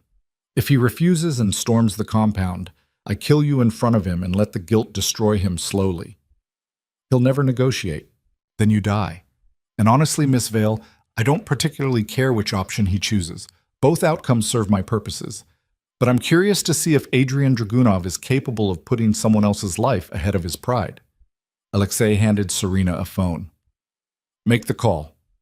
Serena stared at the device. Her hands shook. Her mind raced through options and found nothing but dead ends. If she called Adrian and convinced him to stand down, he'd hate himself for surrendering, would blame himself for her captivity, would eventually spiral into whatever darkness consumed men like him when they failed. If she didn't call, he'd attack, would probably die trying to save her, and she'd die anyway. There was no winning move. Tick-tock, Alexei said. Serena took the phone, dialed Adrian's number with trembling fingers. He answered before the first ring finished. Serena, where are you? Are you hurt? I'm 3 minutes out. I'm okay, Serena interrupted. Her voice cracked. I'm with Alexei Kazarov. He wants to talk. Silence. Then Adrian's voice, colder than Serena had ever heard it. Put him on. Serena handed the phone to Alexei. Adrian, Alexei said pleasantly. Glad you could join us. Here's the situation. If you've touched her. I haven't. Yet. She's sitting right here looking scared but intact, which is more than I can say for your men. Victor put up an impressive fight, by the way. Took 3 bullets before going down. Very cinematic. Adrian's breathing came harsh over the line. What do you want? A meeting. Tomorrow. Neutral ground. Just you and me. We discuss compensation, territory redistribution, and how to end this before it bankrupts both our organizations. And if I refuse, then I put a bullet in Miss Vale's head and mail you the video. Your choice, Adrian. Peace or grief? What's it going to be? The line went silent. Serena could almost feel Adrian's rage through the phone, could imagine him standing outside the compound with weapons and murder in his eyes, trying to calculate whether he could storm the building fast enough to save her. Finally, Adrian spoke. Where and when? Alexei smiled. The old Riverside Hotel. Noon tomorrow. Come alone. I'll do the same. We'll talk like civilized people and hopefully avoid further bloodshed. If she's harmed, she won't be. You have my word. Adrian laughed. It sounded broken. Your word means nothing. Then trust in enlightened self-interest. Killing her now accomplishes nothing except guaranteeing you'll hunt me forever. But keeping her alive gives us room to negotiate. I'm a businessman, Adrian. I understand leverage. Another long silence. Fine, Adrian said. Tomorrow, noon. But I want proof she's alive every hour until then. Done. I'll have her send selfies. Very modern. Alexei ended the call and handed the phone back to Serena. See? Reasonable people finding reasonable solutions. Serena's hand shook so badly she nearly dropped the phone. What happens now? Now we wait. You'll stay here under guard. Every hour you'll take a photo proving you're unharmed and send it to Adrian. Tomorrow he shows up for our meeting, we reach an agreement, and you go home to your monster. Everyone wins. You really think Adrian will negotiate? Alexei's expression hardened. He will if he wants you breathing. Pride is expensive, Miss Vale. Love is expensive. Eventually, even men like Adrian Dragunov have to choose which bill they're willing to pay. He stood and gestured to his men. Watch her. No harm comes to her unless I give the order. Clear? They nodded. Alexei walked to the door, then paused. One more thing, Miss Vale. When this is over and you're back with Adrian, remember something. He brought you into this world. He made you a target.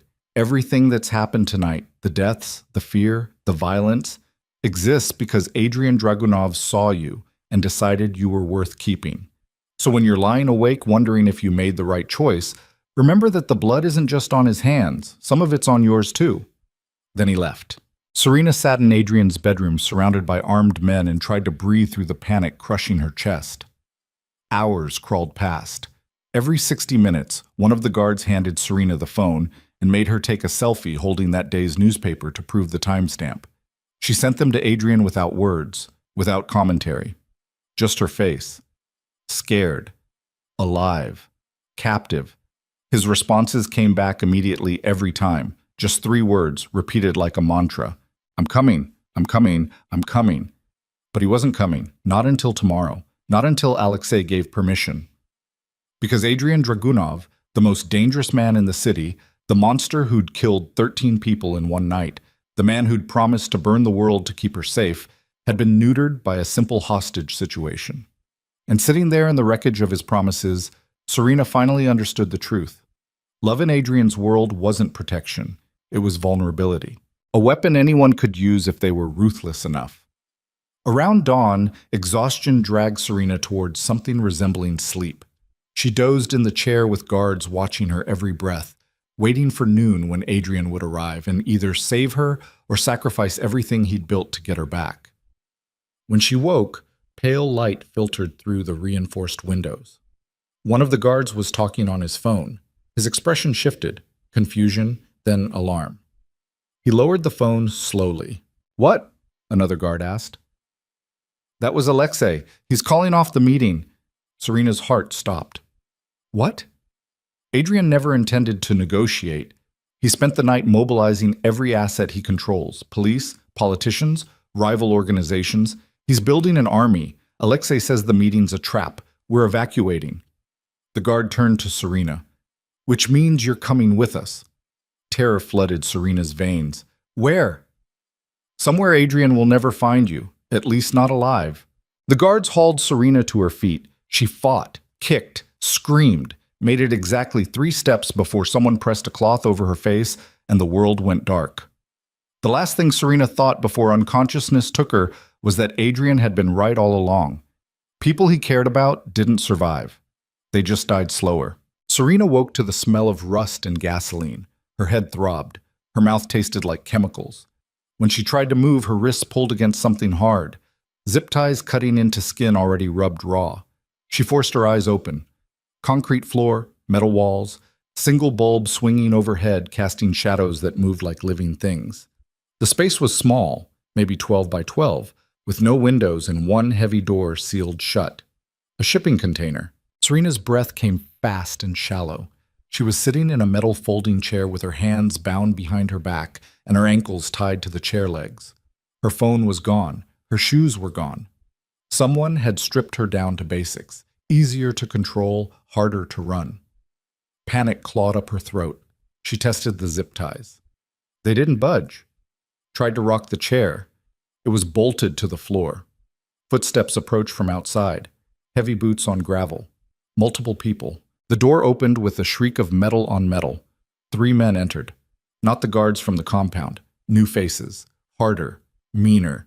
The kind of men who'd done terrible things so many times they'd stopped feeling human. The one in front, scarred jaw, dead eyes, tattoos crawling up his neck, smiled when he saw Serena was awake. Good morning, Miss Vale. Sleep well? Serena's voice came out hoarse. Where am I? Somewhere your boyfriend will never find you. We've been moving you every 3 hours since we left the compound. Covered hundreds of miles, changed vehicles 4 times. Right now, you're in a shipping yard outside Newark. In 6 hours, you'll be in a different container in a different city. And in 24 hours, you'll be on a boat heading somewhere Adrian Dragunov's money and influence don't reach. Terror flooded Serena's veins. Alexei promised. Alexei promised nothing that matters. He needed Adrian distracted while we repositioned assets and prepared for total war. You served that purpose. Now you're leverage for the next phase. The man pulled out a phone and started recording video. Say hello to Adrian, he said, pointing the camera at Serena. Serena stared at the lens. Her mind raced. If she begged, they'd use it against Adrian. If she stayed silent, they'd hurt her until she made noise. There was no winning move. Adrian, Serena said, her voice steadier than she felt. Don't come for me. Don't give them anything. Just... The man backhanded her across the face. Pain exploded through Serena's jaw. Her head snapped sideways. Blood filled her mouth. Try again, the man said, this time with feeling. Serena spit blood onto the concrete. Go to hell! He hit her again, harder. The chair rocked but didn't tip. Stars burst across Serena's vision. Her ear rang. The metallic taste of blood coated her tongue. We can do this all day, the man said pleasantly, or you can read the script and make everyone's life easier. He held up a piece of paper covered in typed text. Serena tried to focus through the pain. The words swam. Something about ransom demands, territory concessions, Adrian surrendering control of his financial operations. Read it, the man ordered. Serena's hands clenched behind her back. No. The third hit came from the side. Someone else. Fist connecting with her ribs. Air rushed out of Serena's lungs. She gasped, choked, couldn't breathe. Enough. A new voice. Female. Sharp. A woman entered the container. Late 30s, expensive clothes, somehow unstained despite the industrial setting, blonde hair pulled back severe. She looked at Serena with clinical detachment. You're Irina Kazarov, Serena wheezed. Alexei's sister.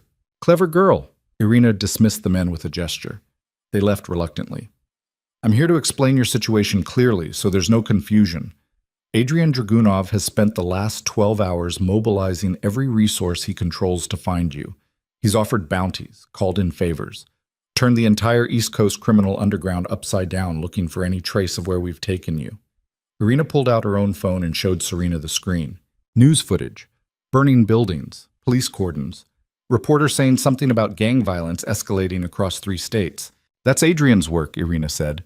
He's attacking every known Kazarov property simultaneously. Doesn't care about collateral damage, doesn't care about witnesses. Just burning everything in his path like a wildfire. 23 of my people are dead, 17 more in custody. Our operations are hemorrhaging money. All because he thinks overwhelming force will make us return you. She put the phone away. But here's what Adrian doesn't understand. We don't need you alive. We just need him to think you're alive long enough for us to extract maximum concessions. After that, you're a liability we can dispose of without consequence. Serena's throat tightened. Then why keep me breathing? Because dead hostages lose value immediately. Living hostages can be leveraged multiple times. First, we'll ransom you for territory, then for money, then for strategic withdrawals. We'll bleed Adrian dry piece by piece until he's got nothing left. And when he's finally broken, when he's sacrificed everything he built for a woman he barely knows, we'll kill you anyway, just to teach him that love is the most expensive weakness a man like him can afford. The casual cruelty in Irina's voice made Serena's stomach turn. You think he'll pay, Serena said quietly. I think he's already paying. The question is how much more he's willing to lose before accepting you're gone. Irina walked to the door, then paused. For what it's worth, I almost admire you. It takes a special kind of woman to make Adrian Dragunov burn his empire to ash. Pity you won't live long enough to see the final result. She left. The door sealed shut with a clang that echoed like a coffin closing. Serena sat alone in the shipping container and tried not to think about how she'd ended up here. About the blind date that never happened. About sitting at the wrong table. About Adrian's cold eyes and colder promises. About how every choice she'd made in the last 48 hours had led directly to this moment. Bound to a chair in a metal box, bleeding and alone. Waiting to be ransomed like cargo. Time crawled. No watch. No windows. No way to track how long she'd been here. Serena counted heartbeats, tried to slow her breathing, tested the zip ties again and again until her wrists were slick with blood and the plastic still held firm. The container grew hot as day progressed. Sweat soaked through her clothes. Thirst scraped her throat raw. She must have dozed because suddenly the door was opening again and different men were entering. These ones wearing tactical gear, moving with military precision. Not Khazarov soldiers. Something else.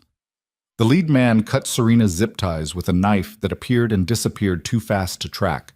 Her hands fell forward, numb, useless. "Can you walk?" he asked. American accent, professional tone. "Who are you?" "Extraction team. Adrian Dragunov hired us to find you. We've got maybe 3 minutes before Khazarov security realizes we breached the perimeter. So I'll ask again. Can you walk?" Serena tried to stand. Her legs buckled. The man caught her before she hit the ground. "That's a no. Rodriguez, carry her." Another operator, massive, scarred, scooped Serena up like she weighed nothing. They moved fast, out of the container, across a shipping yard lit harsh by floodlights. Serena caught glimpses of chaos, fires burning, bodies on the ground, vehicles scattered like toys. Adrian's extraction team hadn't been subtle. They reached an armored SUV idling behind a stack of containers. Rodriguez deposited Serena in the back seat. Someone pressed a bottle of water into her hands. Someone else wrapped a blanket around her shoulders. The vehicle accelerated hard, gravel sprayed. They crashed through a chain-link fence and onto a service road. "Status?" the team lead asked into his radio. A voice crackled back. "Perimeter secure, no pursuit. Khazarov forces in full retreat." The man turned to look at Serena. "You're safe now." Safe. The word sounded like a lie. Serena's hand shook so badly she couldn't open the water bottle. Someone took it, opened it, handed it back. She drank. The liquid burned going down. "Where's Adrian?" she asked. "Coordinating cleanup. He'll meet us at the rendezvous point." "Where's that?" "Classified until we're certain we weren't tracked." Serena leaned back against the seat and closed her eyes. Every part of her hurt. Her jaw throbbed. Her ribs screamed. Her wrists burned where the zip ties had cut deep. But she was alive. Against all odds, against Irina's promises, against the certainty that she'd die in that shipping container, she was alive. The SUV drove for 40 minutes through increasingly rural areas before finally pulling into what looked like an abandoned industrial complex. More vehicles waited, more men in tactical gear, more weapons, more evidence of the private army Adrian had mobilized to find her. The SUV stopped. The door opened. Adrian was there. He looked like he'd aged 10 years in 12 hours, hair disheveled, clothes wrinkled, blood spattered across his shirt. Not his own, Serena somehow knew. His eyes were wild, desperate. When he saw Serena, something in his expression shattered. "Serena." Her name came out broken. Adrian pulled her out of the SUV and into his arms so hard, Serena's ribs screamed in protest. She didn't care. She wrapped her arms around him and held on while he buried his face in her hair and shook. "I'm sorry," Adrian whispered. "I'm so sorry. I promised you'd be safe. I promised. I'm alive." "You're hurt." "I'm alive because of you." Adrian pulled back enough to look at her face. His hands came up to gently touch her split lip, her bruised jaw, mapping the damage with fingers that trembled. "Who hit you?" "Doesn't matter." "It matters to me. Give me names." Serena saw the murder in his eyes, saw the barely controlled rage simmering beneath his grief, saw a man who would burn the world twice over for revenge if she gave him targets. "Adrian, stop. It's over." "It's not over. They took you. They hurt you. They—" His voice cracked. "I couldn't find you. For 12 hours I tore the city apart and couldn't find you. Do you understand what that did to me, knowing you were out there, scared and alone, and I was useless? But you did find me. Only because they got sloppy. Only because one of their men made a phone call we intercepted. If they'd been smarter, you'd still be in that container. Or dead. Or worse." Serena cupped Adrian's face, forced him to look at her. "I'm here. Right now. Alive. With you. That's all that matters." Adrian's eyes closed. "I thought I'd lost you." "You didn't." "I will, eventually. They'll keep trying. Khazarov, rivals, someone will use you against me, and next time I won't be fast enough or smart enough or... Then teach me." Adrian's eyes snapped open. "What?" "Teach me to fight, to shoot, to survive. You said if I stayed there would be rules, that I'd learn to protect myself, so teach me. Make me dangerous enough that next time I'm not helpless. Something shifted in Adrian's expression. Surprise. Then something darker. Hunger. You want to become like me? I want to stop being a victim. The distinction mattered. Serena could see Adrian processing it, weighing whether turning her into a weapon would save her or destroy her. If we do this, Adrian said slowly, there's no going back. You won't be the woman you were. That version of Serena Vale, the one who ironed her dress 3 times and believed in blind dates, she dies. What's left will be something harder. Something that understands violence isn't the exception in my world. It's the currency.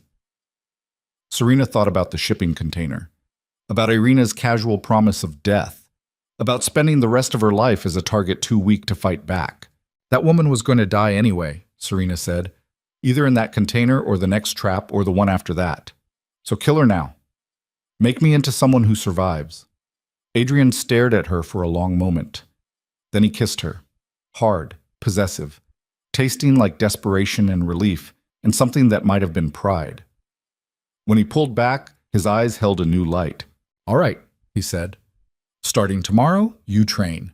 8 hours a day, hand-to-hand combat, weapons proficiency, tactical awareness, threat assessment. By the time I'm done, you'll be able to walk through fire and come out breathing. What about the Kazarov circle?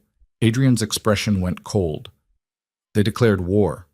Now they get to live with the consequences. He turned to address his men. Clean sweep protocol. Every Kazarov asset in 5 states gets hit simultaneously. I want their operations gutted, their leadership scattered, their network burned to the foundation. No mercy, no survivors. Make them understand what it costs to touch what's mine. The men dispersed immediately. Adrian turned back to Serena. Come on, let's get you somewhere you can rest. He led her to another vehicle, this one even more armored than the extraction SUV. They climbed in. The door closed with a heavy thunk. As they drove away from the industrial complex, Serena watched the world slide past and tried to process what she'd agreed to. Transformation from victim to weapon, from protected to protector, from Serena Vale to something new, something that could survive in Adrian Dragunov's world. The vehicle pulled onto a highway. Adrian's hand found hers in the darkness, their fingers intertwined. You scared me, he said quietly. I scared myself. If they'd killed you, but they didn't. This time. Next time. Next time I'll be ready. Adrian was quiet for a moment. Then he spoke, his voice carrying a weight that made Serena's chest tight. I love you. The words hung in the air. Serena's breath caught. They'd known each other for less than 72 hours, had been through hell together, had kissed and fought and nearly died. But love? Love was supposed to develop slowly, carefully, not explode into existence during a hostage situation. Yet sitting there in the dark with Adrian's hand in hers and her body aching from violence and her mind still replaying the shipping container, Serena realized something terrifying. She loved him too, not despite the danger, not despite the violence, not despite the absolute insanity of everything that had happened. Because of it. Because Adrian had mobilized armies to save her, had torn the city apart looking for her, had stood in front of his men with murder in his eyes and promised to burn the world for her. I love you too, Serena whispered. Adrian's hand tightened around hers. For a moment, they just sat in silence. 2 broken people who'd found each other in the worst possible way and somehow decided it was worth keeping. Then Adrian's phone buzzed. He looked at the screen. His expression went blank. What? Serena asked. Alexei Kazarov. He wants to meet. Is this another trap? Probably, but he's offering complete surrender, his entire network, territory, assets, everything, in exchange for ending the war before there's nothing left to fight over. Serena's heart kicked. Can you trust him? No, but I can accept his surrender and kill him anyway. The cold certainty in Adrian's voice made Serena shiver. When? She asked. 2 hours, neutral ground, old manufacturing district where the city doesn't pay attention to gunfire. Adrian looked at Serena. I want you to come with me. What? Why? Because Alexei needs to see what he failed to take. Needs to understand that all his planning and violence and strategy couldn't break what we have. You standing beside me while he surrenders will destroy him more thoroughly than bullets ever could. Serena thought about Irina's promises, about the casual cruelty in her voice, about hours spent bleeding in a metal box. I want to be there, she said. Adrian nodded. Then you will be. The vehicle changed direction, headed deeper into the city's industrial wasteland where abandoned factories loomed like gravestones and streetlights had been shot out years ago. They pulled up outside a warehouse with broken windows and graffiti-covered walls. More vehicles were already there. Adrian's men positioning themselves with military precision. Sniper nests, overwatch positions, escape routes. This wasn't a negotiation, it was an execution with extra steps. Adrian helped Serena out of the vehicle. She stumbled slightly, her body still weak from the ordeal. You don't have to do this, Adrian said. You can stay in the car. Serena straightened her spine. I'm not hiding anymore. Pride flickered across Adrian's face. He offered her his arm. Together they walked into the warehouse. The interior was vast and empty. Moonlight spilled through holes in the roof. Their footsteps echoed. In the center of the space stood Alexei Kazarov. Alone, no guards, no weapons visible. Just a man who'd gambled everything and lost. He looked older than his photo, tired, like the weight of failure had aged him overnight. Adrian, Alexei said. Miss Vale, thank you for coming. You have 60 seconds, Adrian replied. Then my men open fire. 60 seconds is all I need. Alexei pulled out a tablet, typed something, turned it toward them. Every asset, every account, every piece of territory the Kazarov Circle controls. I'm transferring it all to you. Complete surrender. Adrian took the tablet, scrolled through documents. His expression remained blank. Why? He asked. Because Irina's dead. Your men found the secondary location where she was coordinating operations. Put 3 bullets in her before she could run. She was my sister, Adrian, the only family I had left. This war has cost me everything. My organization is in ruins. My people are dead or scattered. Continuing serves no purpose except mutual annihilation. Adrian handed the tablet back. I accept your surrender. Relief washed over Alexei's face. Thank you. But you don't get to walk away. The relief vanished. Adrian pulled a pistol from inside his jacket. The sound of the hammer cocking echoed through the warehouse. You took her, Adrian said, voice like ice. You hurt her. You made her bleed. You threatened to kill her slowly just to hurt me. Did you really think I'd let that go unanswered? Alexei's hands raised. Adrian, please, the war is over. I'm giving you everything. You're giving me what I would have taken anyway. That's not surrender. That's just acknowledgement of reality. Killing me accomplishes nothing. It accomplishes closure. Adrian aimed the pistol at Alexei's head. Serena watched. Didn't look away. Didn't feel horror or disgust or anything except cold satisfaction. Alexei Kazarov had gambled with her life, had treated her like cargo, had promised death delivered slow. Now he'd receive it fast. Adrian's finger tightened on the trigger. Wait, Serena said. Both men looked at her. Adrian lowered the gun slightly. Serena, let me. Silence. Adrian's expression shifted through surprise, understanding, and finally something that might have been respect. He handed Serena the pistol. The weapon was heavier than she expected, cold, solid. She wrapped both hands around the grip the way she'd seen in movies. Alexei's face went pale. You don't want to do this. You're right, Serena said. I don't want to, but I need to. She raised the pistol, aimed at Alexei's chest. Her hand shook. Adrian moved behind her. His hands covered hers, steadying, supporting. Breathe, he said quietly. Exhale. Squeeze. Don't pull. Serena's finger found the trigger. This is for every woman who didn't survive what you do, she said. For every person your organization destroyed. For every promise you broke. Please. Serena pulled the trigger. The gunshot was deafening. Alexei jerked backward. Blood bloomed across his chest. He staggered, fell, didn't get back up. Serena lowered the pistol. Her hands still shook, but now from adrenaline instead of fear. Adrian took the weapon gently. How do you feel? Serena stared at Alexei's body, at the blood spreading across concrete, at proof that she'd just killed another human being. She waited for guilt, for horror, for the breakdown that was supposed to come after taking a life. Instead, she felt nothing, just cold certainty that the world was safer with Alexei Kazarov dead. "I feel like I just survived," Serena said. Adrian pulled her close. "You did more than survive. You won." Serena leaned into his warmth. "What happens now?" "Now we go home. Tomorrow you start training. Next week we consolidate the territory I just acquired. Next month—" He paused. "Next month we figure out what kind of life we can build in the space between violence. And if there's no space, then we make one." Adrian guided Serena toward the exit. His men materialized from shadows to handle cleanup. The warehouse would be empty by morning. Alexei's body would disappear. The Kazarov circle would become a footnote in criminal history.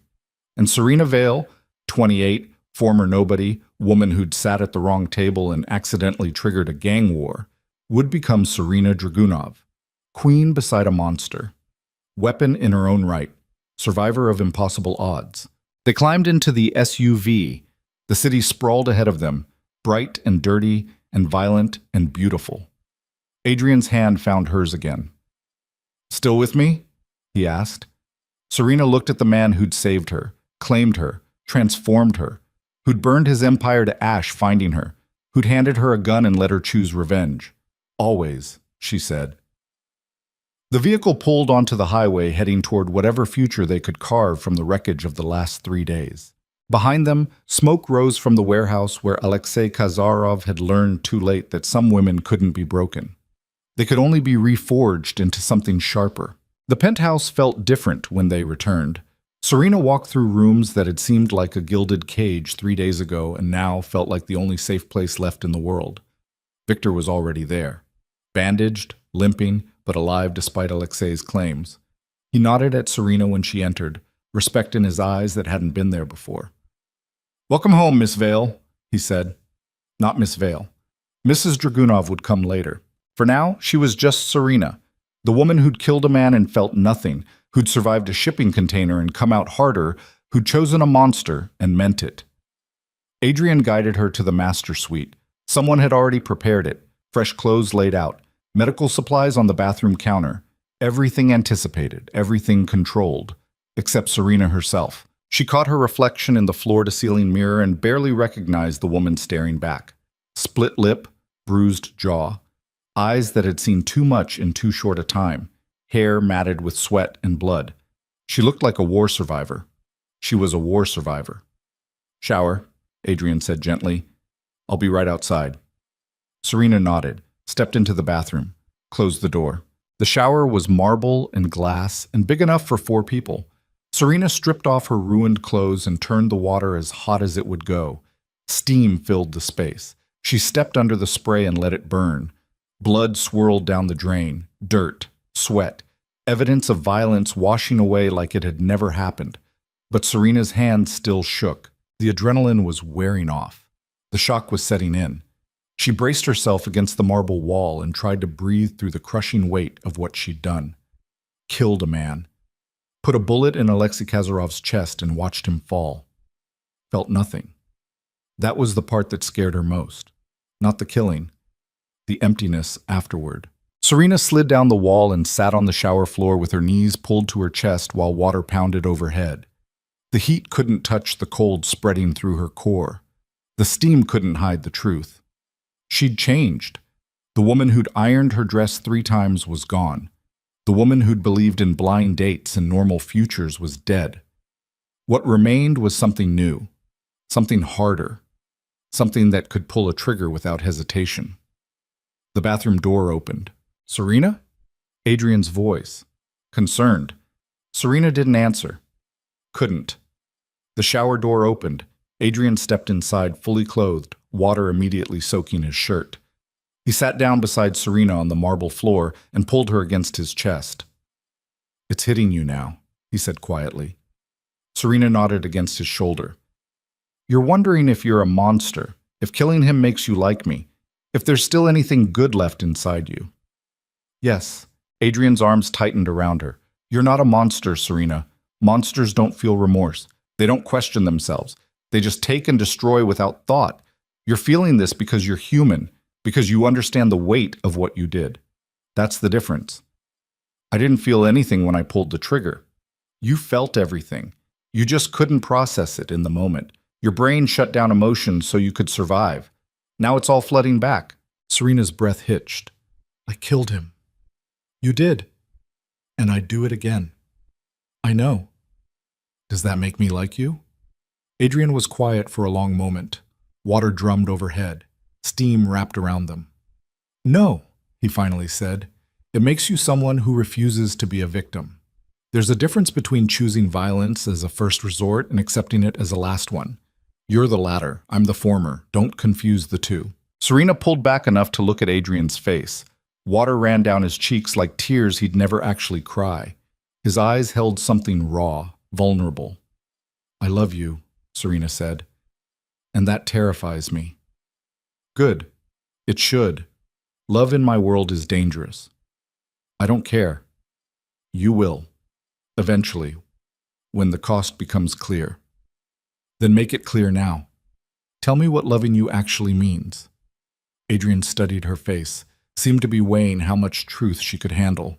It means waking up every day knowing someone might use you against me. It means learning to live with violence as background noise. It means accepting that I've done terrible things and will do more. It means children, if we have them, will grow up surrounded by armed guards and bulletproof glass. It means you'll never be anonymous again. Never be safe in the normal way. Never have the quiet life you probably wanted. He paused. And it means I will burn cities to keep you breathing. We'll kill anyone who threatens you. We'll reshape the world around your safety until there's nothing left of the empire I built except whatever serves protecting you. That's what loving me means, Serena. Absolute devotion from a deeply broken man who doesn't know how to love in moderation. Serena reached up and touched Adrian's face, traced the scar along his jaw, the face of a monster who'd become her monster. I want all of it, she said. The danger, the violence, the obsessive protection, the children surrounded by guards. All of it. Because the alternative is going back to being invisible, being forgettable, being someone men like Marcus target because I'm easy to erase. And I can't do that anymore, Adrian. I can't go back to being small. Adrian kissed her, soft at first, then deeper, tasting like water and desperation and promises neither of them could keep but would die trying. When he pulled back, his eyes blazed. Tomorrow you start training. 6 months. Intensive. By the time I'm done, you'll be able to walk into any room and own it. You'll know how to fight, how to shoot, how to read threats before they materialize. You'll become dangerous enough that people think twice before using you as leverage. And after, we build something new. I'm done with the criminal empire. Alexei's surrender gave me enough legitimate assets to transition everything above board. I'll keep the security infrastructure, so we'll always need protection. But the rest can be transformed. Money laundering becomes investment banking. Protection rackets become private security contracts. Drug distribution becomes pharmaceutical supply chains. Everything cleaned up enough that our children won't inherit blood money. Serena's breath caught. Children? Adrian's hand came to rest on her stomach. Gentle, possessive. Eventually, when the world is safer, when I've eliminated enough threats, when you're ready, I might never be ready. Then we wait, or we don't have them. I won't force that future on you. Serena covered Adrian's hand with her own. I want it someday. A family. Something normal built in the middle of all this chaos. Normal is relative. Then abnormal normal. Our version.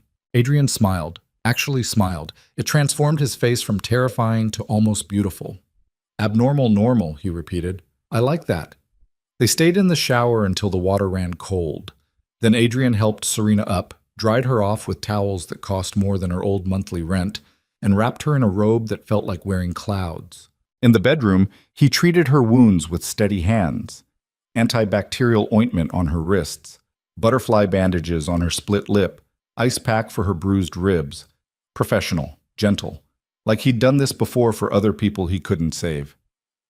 Did Natalia survive? Serena asked quietly. Adrian's hand stilled. You remembered her name. You showed me her photo, told me what happened. She survived. Lives in Switzerland now. Painting therapy, medication, supervised care. She'll never be who she was before they took her, but she's alive. That's something. Do you still love her? No, I loved who she was. But that woman died in captivity. What came back was someone else. Someone I couldn't reach anymore. Serena touched Adrian's face, made him look at her. I'm not her. I know. I won't break. You already proved that. Then stop waiting for me to shatter. I'm here. I'm choosing this. Stop expecting me to run. Adrian's eyes closed. Everyone runs eventually. Not me. You say that now, I say it always. Serena pulled Adrian down onto the bed beside her, their bodies pressed together, heartbeats synchronizing, two broken people holding each other in the wreckage of the lives they'd left behind. Marry me, Adrian said suddenly. Serena's breath caught. What? Not now, not yet, but soon. When things are settled, when you finish training, when we've built enough walls between us and the world, marry me. Make it official. Let everyone know you're mine. The possessiveness should have bothered her, should have triggered every feminist instinct Serena had spent her life developing. Instead, it made something warm bloom in her chest. On one condition, Serena said. Name it. You're mine too. Equal possession, equal obsession. You don't get to claim me without being claimed in return. Adrian's smile went sharp, dangerous, delighted. Deal. He kissed her then. Not gentle, not careful. Like a man who'd almost lost everything and was now determined to hold on with both hands and all his strength. Serena kissed him back just as hard. They fell asleep tangled together as dawn crept through the bulletproof windows and painted the city in shades of gold and gray. 6 months passed like a fever dream.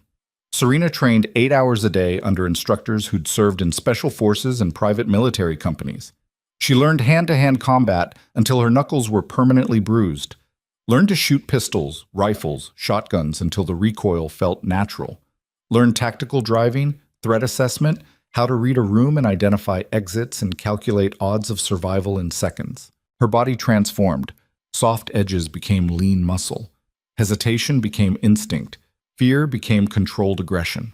Adrian watched every session, never interfered, just observed with pride in his eyes as Serena became something new. At night, they planned the future. Adrian dismantled his criminal operations piece by piece, sold territory to trusted allies, converted illegal income streams into legitimate businesses, paid off law enforcement debts and political obligations. Slowly, methodically, he built an empire that could survive daylight scrutiny. The Dragunov name became associated with real estate development, private security consulting, international finance. Still dangerous, still powerful, but legal enough that their children wouldn't grow up knowing their father was a killer. Serena returned to school, started working toward her teaching degree. Not because Adrian demanded normalcy, but because she wanted something of her own, something that wasn't defined by violence or survival.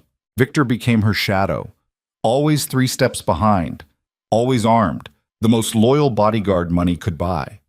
And through it all, Serena and Adrian built something that resembled love, but felt more like mutual obsession. They fought, made up, pushed each other's boundaries, learned to navigate the space between devotion and destruction. On a cold December morning, Adrian took Serena to a private courthouse where a judge he owned married them in a ceremony witnessed only by Victor and 2 other guards. No guests, no family, no celebration. Just vows spoken in empty chambers with the weight of everything they'd survived pressing down. I would burn the world twice over if it meant ending up with you again, Adrian said when it was his turn. Serena looked at the man she was legally binding herself to. The monster, the protector, the broken thing that had somehow become her home. You're not a good man, she said, but you're my man. And I choose you, every day, in every version of this life. I choose you. The judge pronounced them married. Adrian slipped a ring onto Serena's finger. Platinum, simple, no stones because diamonds drew attention and attention drew threats. Serena did the same for him.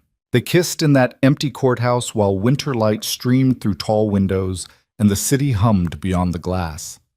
Mr. and Mrs. Dragunov, monster and the woman who tamed him, king and queen of an empire slowly transforming from shadow to light.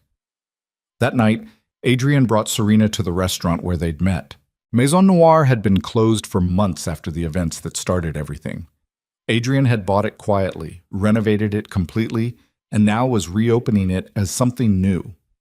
They walked through the entrance, no longer unmarked, now elegant with their name etched in gold letters. Inside, everything had changed. Different layout, different furniture, different energy. But the corner table remained. The table where Serena had sat by accident, where Adrian had found her, where everything began. They sat across from each other now, married, changed, survivors of impossible odds. "Do you regret it?" Adrian asked. "Sitting here that night?" Serena thought about Marcus, about the shipping container, about pulling a trigger and feeling nothing, about 6 months of training and transformation, about legally binding herself to a man who'd killed more people than he could count. "Not for a second," she said. Adrian's hand found hers across the table. "Even knowing what it cost?" "Especially knowing what it cost. Because the alternative was disappearing into trafficking network and dying anonymous, or surviving and going back to ironing clearance dresses and believing blind dates might save me. Either way, that version of me was dead. You just gave me the chance to choose what replaced her." "And what did you choose?" Serena squeezed his hand. "Something dangerous, something real, something that scares me every day but never makes me feel small." Adrian raised his glass. Whiskey, neat, the way he always drank. "To being scared but never small." Serena raised hers. "To choosing monsters who choose us back." They drank. Around them, the restaurant filled with carefully vetted guests, politicians who owed Adrian favors, businessmen who respected his transformation, associates who'd helped dismantle his criminal empire and rebuild something legal in its place. No one from Serena's old life. That door was closed. Those people knew a woman who no longer existed. After dinner, Adrian walked Serena up to the penthouse, their home, the fortress that had been a cage and became a sanctuary. They stood on the terrace overlooking the city, the same terrace where Serena had questioned everything 6 months ago, where she'd asked Adrian what he wanted and he'd admitted he wanted her. "I'm pregnant," Serena said. The words fell into the cold night air. Adrian went very still. "What?" 2 weeks. I found out yesterday. Wanted to wait until after the wedding to tell you." Adrian turned to face her. His expression cycled through shock, fear, joy, terror, landing somewhere between all of them. "Are you sure?" "Took 3 tests, all positive." "How do you feel?" Serena laughed. "Terrified, excited, completely unprepared. Exactly how you'd expect." Adrian pulled her close. His hand came to rest on her stomach, where nothing showed yet, but everything was changing. "We're not ready," he said. "We'll never be ready. The world isn't safe enough. It never will be. I don't know how to be a father. You'll learn, same way I'm learning to be more than a victim." Adrian was quiet for a long moment. Then he spoke, voice rough with emotion. "I'm going to protect them. The way I couldn't protect my mother. The way I almost failed to protect you. I'll build walls so high nothing gets through. We'll build them together. They'll grow up knowing their father was a monster. They'll grow up knowing their father chose to change. That's more important." Adrian kissed the top of Serena's head. "I love you, both of you." Serena leaned into his warmth. "We love you too." They stood on the terrace while the city glowed below them, bright and violent and beautiful and theirs. A kingdom built from blood and transformed through will. An empire that would pass to their child and hopefully be something better by then. Something cleaner. Something that remembered the darkness but didn't live there anymore. 7 months later, Anya Dragunov was born during the first snowfall of winter. Serena labored for 19 hours in a private hospital with armed guards outside every door and Adrian refusing to leave her side. When their daughter finally arrived, screaming, perfect, impossibly tiny, Adrian cried for the first time since he was 12 years old. He held Anya like she was made of glass and promises, stared at her with wonder in his eyes. "She's beautiful," he whispered. Serena, exhausted and triumphant, smiled. "She has your eyes. And your strength, I can already tell." Victor appeared in the doorway. Perimeter secure, sir. No threats detected. Adrian nodded without looking away from his daughter. Good. Double the guards anyway, and start background checks on everyone who comes within 50 feet of this floor. Already done. Victor disappeared. Serena watched Adrian rock their daughter with a gentleness that contradicted everything he was. The monster holding an infant, the killer cradling new life, the man who'd burned cities learning to change diapers. What kind of world did we bring her into? Serena asked quietly. Adrian looked up, met her eyes. A dangerous one, but one where she'll never be invisible, where she'll grow up knowing she matters enough to protect, where the worst parts are behind us and the best parts are still being built. He paused. Is that enough? Serena thought about the woman she'd been 18 months ago, drowning in debt, alone, invisible, one bad date away from disappearing forever. Then she thought about who she was now, trained, dangerous, married to a monster who'd become a man, mother to a child who would grow up surrounded by guards and love, and the knowledge that her parents had fought through hell to give her a chance at something better. It's more than enough, Serena said. It's everything. 2 years passed. Anya grew into a toddler with Adrian's dark eyes and Serena's quiet determination. She took her first steps in the penthouse while Victor watched with a gun hidden under his jacket. Spoke her first words, Dada and Mama, and somehow, impossibly, Victor, while surrounded by people who would die to keep her safe. The Dragunov Empire completed its transformation. Adrian became known as a ruthless but legal businessman. His security company protected diplomats and celebrities. His real estate holdings spanned 3 continents. His investment portfolio made financial papers without ever mentioning the blood money that seeded it. Serena finished her degree and started teaching at a private school where her background checks came back clean because Adrian had paid to have certain records sealed. Her students knew her as Mrs. Dragunov, the teacher with the gentle voice and the bodyguard who waited outside her classroom. She never told them about the gun in her desk drawer, or the training she maintained 3 times a week, or the fact that she could disarm someone in 4 seconds and drop them in 6. Some truths were better left unspoken. On a quiet Sunday afternoon, Serena stood in the nursery watching Adrian read to Anya. He'd become the kind of father who did voices for picture book characters and built elaborate blanket forts and never forgot to tuck in stuffed animals at bedtime. The transformation was complete, not perfect. Adrian still woke sometimes with nightmares, still checked windows and doors obsessively, still saw threats and shadows, but the violence had receded enough for tenderness to take root. Any regrets? Adrian asked, looking up from the book. The same question he'd asked the night Anya was born. The question that defined their entire relationship. Serena looked at the man who'd saved her by accident and kept her by choice, at their daughter who represented everything good they'd managed to build from wreckage, at the life that had cost so much and given back more. Not one, Serena said, and she meant it, because sitting at the wrong table had led her here, to this moment, to this family, to this impossible life built from violence and devotion and 2 broken people deciding they were worth fixing. The city glowed beyond the windows, distant and harmless for once. Anya laughed at something in the book. Adrian's hand found Serena's across the space between them, and in that moment, domestic and quiet and everything Serena had never dared dream she could have, she understood the final truth. Monsters could change, victims could become warriors, and love, when forged in fire, could survive anything, even a blind date that never happened, even a restaurant where the wrong table became the right choice, even the impossible odds that said people like Adrian and Serena should never work. They'd beaten every prediction, survived every threat, built something that shouldn't exist but did anyway. Late that night, after Anya was asleep and the penthouse had settled into quiet, Serena stood on the terrace one more time. Adrian joined her, wrapping his arms around her waist from behind. Thank you, he said quietly. For what?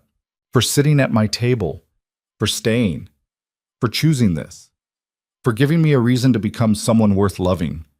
Serena turned in his arms, looked up at the man who'd been her captor and became her partner, her monster, and her salvation.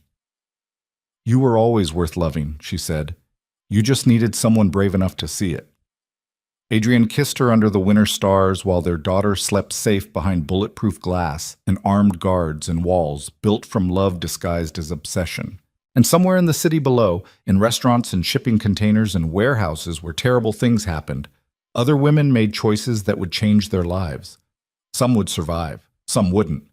But Serena had survived, had thrived, had turned a nightmare into a family and a monster into a man and a cage into a home. The rain that had fallen the night they met was gone now. The sky was clear, the city was quiet, and Serena Dragunov, formerly Serena Vale, formerly nobody, formerly invisible, stood in the arms of the most dangerous man in the city and smiled. Because she'd sat at the wrong table, made the wrong choice, trusted the wrong instincts, and somehow, impossibly, it had led her exactly where she needed to be. Home.